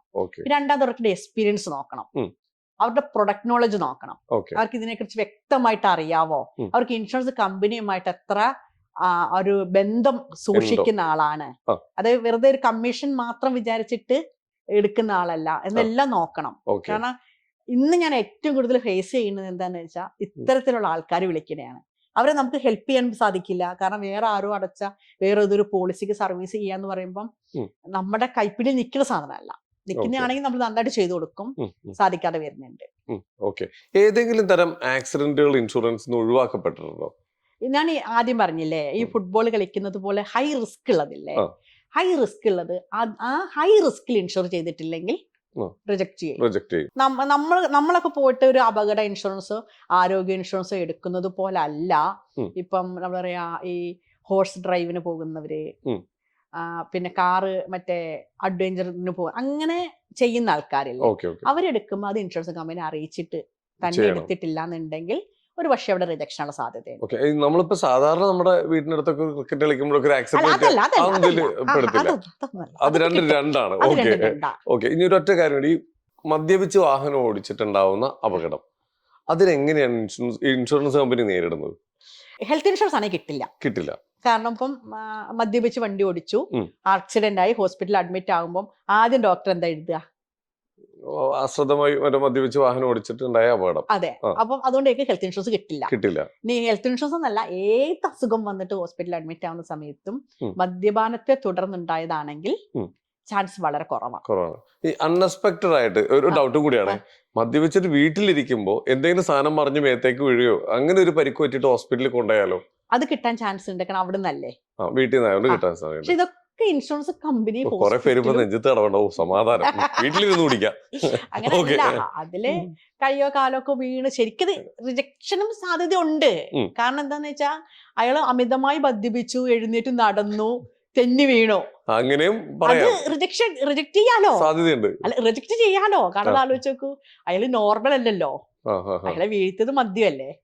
എല്ലാത്തിനും പുറമെ ഒറ്റ പാഠം, മദ്യപാനാരോഗ്യത്തിന് ആപത്ത്, ഇതെന്നെ പറയാനുള്ളത്. ഓക്കെ. അപ്പൊ ഈ മാം ഇപ്പോ മാമിന്റെ അടുത്തേക്ക് ഇപ്പോ വന്നു കഴിഞ്ഞു കഴിഞ്ഞാൽ ഇപ്പൊ ഇതിനെല്ലാത്തിനും ഒരു ഉത്തരം കിട്ടും അല്ലെ? നമുക്ക് ധൈര്യമായിട്ട് സഹായിക്കാൻ പറ്റുന്ന മുഴുവൻ നമ്മൾ സഹായിക്കും. ഓക്കെ. ഈ അറിയാത്ത ഒരുപാട് ആൾക്കാർ ഇൻഷുറൻസിന്റെ വാല്യൂ അറിയാത്തവരുണ്ട്. ഇപ്പൊ നമ്മളിങ്ങനെ സംസാരിക്കുമ്പോൾ പല കാര്യങ്ങളും അറിയുന്നത് വളരെ സിമ്പിൾ ആയിട്ടുണ്ടാവുന്ന പല കാര്യങ്ങളും ആർക്കും അറിയില്ല. ഇപ്പൊ ഞാൻ ആദ്യം ചോദിച്ചിട്ട് കാര്യം, ഇൻഷുറൻസ് ഉണ്ടെങ്കിൽ എനിക്ക് ഒന്നും പേടിക്കാനില്ല, ഏത് മാവിലും കയറാം, മരത്തേലും കയറാം, കള്ളുടിക്കുക, എവിടെ ഉണ്ടെങ്കിലും പോവാം. പരിക്ക് പറ്റി എനിക്ക് ഇൻഷുറൻസ് ഉണ്ടല്ലോ, അത് തെറ്റാണ്. ഇതിനെല്ലാത്തിനും ഓരോരോ കാരണങ്ങളുണ്ട്. അപ്പൊ വ്യക്തമായി ഇതേപോലെ ഓരോ അഡ്വൈസർ അടുത്ത് ചെല്ലുക. ഇപ്പൊ മാഡം ഇപ്പൊ ഏകദേശം എത്രത്തോളം ആളുകളിലേക്ക് മാഡത്തിന്റെ ഒരു സഹായം? നമുക്ക് എല്ലാ ഹെൽത്ത് ജനറൽ ഇൻഷുറൻസ് നോക്കാം. ജനറൽ ഇൻഷുറൻസ് നോക്കിക്കഴിഞ്ഞാൽ എനിക്കൊരു മന്ത്ലി ഒരു 700-800 ഓളം ക്ലയൻസ് നമുക്കുണ്ട് എല്ലാ മന്ത്ലി. പിന്നെ എനിക്ക് തോന്നുന്നു ഒരു 1000-1500 പേരോളം ഹെൽത്ത് ഇൻഷുറൻസിന്റെ ആവശ്യങ്ങൾക്കായിട്ടോ അല്ലെങ്കിൽ ജനറൽ ഇൻഷുറൻസിന്റെ അവർക്ക് അറിയുവാൻ വേണ്ടിയിട്ട് നമ്മളെ കോണ്ടാക്ട് ചെയ്യുന്നുണ്ട്. ഇപ്പൊ ഞാൻ പറയട്ടെ, മാഡത്തിന് ഇപ്പൊ ഇത് കണ്ടുകൊണ്ടിരിക്കുന്ന എനിക്ക് ഏറ്റവും കൂടുതൽ ഞാൻ എപ്പോഴും ചിരിക്കാറുള്ള കാര്യം എന്താണെന്ന് വെച്ചാൽ, വിളിച്ചിട്ട് എല്ലാം ചോദിക്കും, എനിക്ക് ഇൻഷുറൻസിനെ കുറിച്ച് എല്ലാം ചോദിച്ചിട്ട് പറയും, അതേ രജനി മാഡം ഒന്നും വിചാരിക്കരുത് കേട്ടോ, എന്റെ അടുത്ത സുഹൃത്ത് അഡ്വൈസർ ആണ്, അവര് ഹെൽത്ത് ഇൻഷുറൻസ് എടുക്കാൻ വേണ്ടിയിട്ട് എന്റെ അടുത്ത് വന്നു, പക്ഷെ എനിക്കത് മുഴുവൻ ക്ലിയർ ആയില്ല, അതുകൊണ്ട് നിങ്ങളുടെ അടുത്ത് വ്യക്തമായിട്ട് എല്ലാം അറിയാവുന്നതിന് വിളിക്കുന്നതാണ്. അങ്ങനെ കാര്യങ്ങളൊക്കെ ചോദിച്ചാൽ പക്ഷെ അവര് വളരെ മാന്യമായിട്ട് നിങ്ങളുടെ അടുത്ത് എടുക്കില്ല എന്ന് കൂടെ പറയും. അപ്പൊ നമുക്ക് സന്തോഷമായി, കാരണം പിന്നെ അത് അവര് പറഞ്ഞില്ല നമ്മുടെ അടുത്ത്. തീർച്ചയായിട്ടും. നമ്മുടെ നാട്ടിലുണ്ടാവുന്ന പ്രകൃതി ക്ഷോഭം മൂലം ഉണ്ടാവുന്ന അപകടങ്ങൾ, ഈ ചൂരൽമലയിലെ ദുരന്തം ഉണ്ടായി, ഒന്നും അറിയാത്ത ഒരുപാട് ആൾക്കാരാണ് മണ്ണിനടിയിലേക്ക് പോയതും അവരുടെ സ്ഥലങ്ങളും. ഇപ്പോ ആ മല ഇടിഞ്ഞു പോകുമ്പോ ആ വീടും ആ സ്ഥലം അടക്കം അങ്ങ് പോവുക, ഒന്നുമില്ല ഇനി അവർക്ക് തിരിച്ച്. അവർക്ക് എന്താണ്, അവർക്ക് ഏത് തരത്തിലുള്ള അപകട ഇൻഷുറൻസും ലൈഫ് ഇൻഷുറൻസും ഉണ്ടെങ്കിൽ ക്ലെയിം കിട്ടും. ഇതൊന്നും ഇല്ലെങ്കിലോ പിന്നെ ഗവൺമെന്റ് സപ്പോർട്ട്. ഇവിടെ വീടുകളൊക്കെ ഇൻഷുർ ചെയ്യാം ഇങ്ങനെയുള്ളപ്പോ. നമുക്ക് വീട് ഇൻഷുർ ചെയ്യാനുള്ള ഓപ്ഷൻ ഉണ്ട്. അതാണെങ്കിലോ നിങ്ങൾ ചിരിക്കില്ലെങ്കിൽ ഞാൻ പ്രീമിയം പറഞ്ഞുതരാം. 1,00,000 രൂപയ്ക്ക് 15 രൂപ മാത്രമേ പ്രീമിയം വരുന്നുള്ളൂ. അതായത് 1 കോടിയുടെ വീട്, 1 കോടിയുടെ വീട് ഇൻഷുർ ചെയ്യാന്ന് വിചാരിച്ചോളൂ. അതിൽ ആകെ വരെ 1,500 രൂപ ടാക്സ് വരുള്ളൂ. ഒരു വർഷത്തേക്കോ? ഒരു വർഷത്തേക്കോ? ഒരു വർഷത്തേക്ക്. എന്നിട്ട് എന്താ ആൾക്കാർ ചെയ്യാത്ത? ആൾക്കാരോട് ചോദിക്കണം. അതായത് നമ്മുടെ വീട് ഒരു വർഷത്തേക്ക്. അതായത് എനിക്ക് എപ്പോഴും ഞാൻ പറയാറുള്ളത് എന്താണെന്ന് വെച്ചാല്, ഒരു സാധാരണ ഒരാളൊരു നോർമൽ മനുഷ്യൻ 1 കോടിയുടെ വീടാ വെക്കുക വിചാരിക്കുക. ആ ഗേറ്റും മതിലും മുതൽ എന്താ പറയാ, മുറ്റം, ഗേറ്റ്, മതില്, കിണറ്, ഔട്ട് ഹൗസ് ഉണ്ടെങ്കിൽ ഔട്ട് ഹൗസ്. ഇപ്പൊ കുറെ പേര് എന്താ വെച്ചാൽ വീടിന്റെ പുറത്താണ് കിച്ചണൊക്കെ ഉണ്ടാക്കുക. അത് അങ്ങനെ ആ ഗേറ്റിന്റെയും മതിലിന്റെ ഉള്ളിൽ അവർക്ക് ആ വീടിന് വേണ്ടി ചെലവാക്കുന്ന മുഴുവൻ സാധനങ്ങൾക്ക് ഇൻഷുർ ചെയ്യാം. അതിനുള്ളിലെ കട്ടില്, ഫാന്, ലൈറ്റ്, AC, TV, പിന്നെ ഇപ്പൊ ചുമരില് നല്ല പെയിന്റിങ്സ് തൂക്കും നല്ല കാശ് കൊടുത്തിട്ട് ഇല്ലേ. ഇങ്ങനെ എല്ലാം ഇൻക്ലൂഡഡ് ആയിട്ടാണ് നമുക്ക് ഇൻഷുർ ചെയ്യാൻ പറ്റുക. നാച്ചുറൽ കലാമിറ്റീസ് കംപ്ലീറ്റ് കിട്ടും. മാനുഫാക്ചറിംഗ് ഡിഫക്റ്റ് കൊണ്ടല്ലാത്തതെല്ലാം, ലൈറ്റ്നിങ്, ഷോർട്ട് സർക്യൂട്ട്, മൃഗങ്ങളുടെ ശല്യം, വന്യമൃഗങ്ങളുടെ ശല്യം, നമ്മുടെ വണ്ടി ഇടിച്ചു, അല്ലെങ്കിൽ റോഡിൽ കൂടെ പോകുന്ന വണ്ടി ബ്രേക്ക് തെറ്റി നമ്മുടെ മതിലേക്ക് കിണറൊന്ന് ഇടിഞ്ഞതാണ് പോയിന്ന്. ഇപ്പം നമ്മൾ കാണാം പുതിയ പുതിയ വീടുകൾ 2 തട്ട് 3 തട്ടൊക്കെ ഉണ്ടാക്കി. ഇപ്പൊ മുകളിലത്തെ തട്ടിലെ ഗ്ലാസ്സിലേക്ക് വലിയ പക്ഷികൾ വന്നിടിച്ച് ഗ്ലാസ് പൊട്ടി. അടുത്ത നമ്മുടെ പറമ്പിലേ ആകാം, അടുത്തതാവാം. ഇങ്ങനെ പിന്നെ വെള്ളപ്പൊക്കം, ഇങ്ങനെ ഏത് വന്നാലും നമുക്ക് ക്ലെയിം കിട്ടും. അതിന് മാത്രം എക്സസും ഇല്ല. ഇത്ര രൂപ നിങ്ങൾക്ക് തരില്ല എന്ന് പറയില്ല ഇൻഷുറൻസ് കമ്പനി. 1 കോടിക്ക് ആകെ 1,500 ടാക്സ് എന്ന് പറയുമ്പോൾ ഏതാണ്ട് 1,800. 1 കോടിയുടെ വീടിന് 1,500 ടാക്സും. അപ്പൊ താഴത്തേക്ക് വരുമ്പോ അതിനനുസരിച്ച് വീണ്ടും വരും. 10 വർഷത്തേക്കൊക്കെ ഒന്ന് ചെയ്തിട്ടൂടെ? തീർച്ചയായിട്ടും. അത് വീടുകളുടെ ഇൻഷുറൻസ് മാത്രം നമുക്ക് 10 വർഷത്തേക്ക് 5 വർഷത്തേക്കും ചെയ്യാം. ഈ വീടുകളും അതിന്റെ ഉള്ളിലുള്ള ആളുകൾക്ക് സെപ്പറേറ്റ് ആളുകൾക്ക് നമുക്ക് സെപ്പറേറ്റ് എടുക്കണം. പിന്നെ ഇതിൽ തന്നെ ആഡോൺ കവറേജ് ഉണ്ട്. നമ്മുടെ ജോലിക്കാർക്കുള്ള ഇൻഷുറൻസ് ഇതിൽ കൂട്ടാം. ഇനി ഇതേപോലെ തന്നെ ഇത് ഭയങ്കര ഇൻഫോർമേറ്റീവ് ആയിട്ടുള്ള കാര്യം പറഞ്ഞിട്ടാ ഒരു കാര്യം കൂടി ചോദിക്കട്ടെ. നമ്മുടെ ഇവിടെ തന്നെ വരുന്ന ഒരു ചെറിയ സംബന്ധം വെച്ചാല്, ഇപ്പൊ വീടുകൾ ഇൻഷുർ ചെയ്യുമ്പോൾ ബാങ്ക് ലോൺ ഉണ്ടെങ്കിൽ ബാങ്കിൽ നിന്ന് ഇൻഷുറൻസ് എടുക്കും. പക്ഷെ അപ്പം ഈ ബാങ്കുകാരും എടുക്കുന്ന സമയത്ത് ക്ലയൻസ് ശ്രദ്ധിച്ചാൽ മതി. അവർക്ക് എത്രയാണ് മൊത്തം ചെലവ് വരിക അത് മുഴുവൻ എടുത്തു തരാൻ പറഞ്ഞാൽ മതി. ഈ വീടിന് ഇൻഷുറൻസ് എടുക്കാൻ വേണ്ടി നമ്മൾ എവിടെ ചെല്ലണ്ടേ? ഇൻഷുറൻസ് കമ്പനികളിൽ എല്ലാ ഇൻഷുറൻസ് കമ്പനിയുണ്ട്. ജനറൽ ഇൻഷുറൻസ് കമ്പനികളിൽ എല്ലാം ഉണ്ട്. അതേപോലെ തന്നെ മാഡത്തിന്റെ വീഡിയോസിൽ 26 രൂപ ദിവസം മാറ്റി വെച്ചാൽ നമുക്ക് ഇൻഷുറൻസ് ഹെൽത്ത് അതെങ്ങനെയാ സംഭവം? ഞാനത് നമ്മള് ചെറിയൊരു വിളവ് കാണിക്കുന്നതാണ്. ഒരു വർഷത്തെ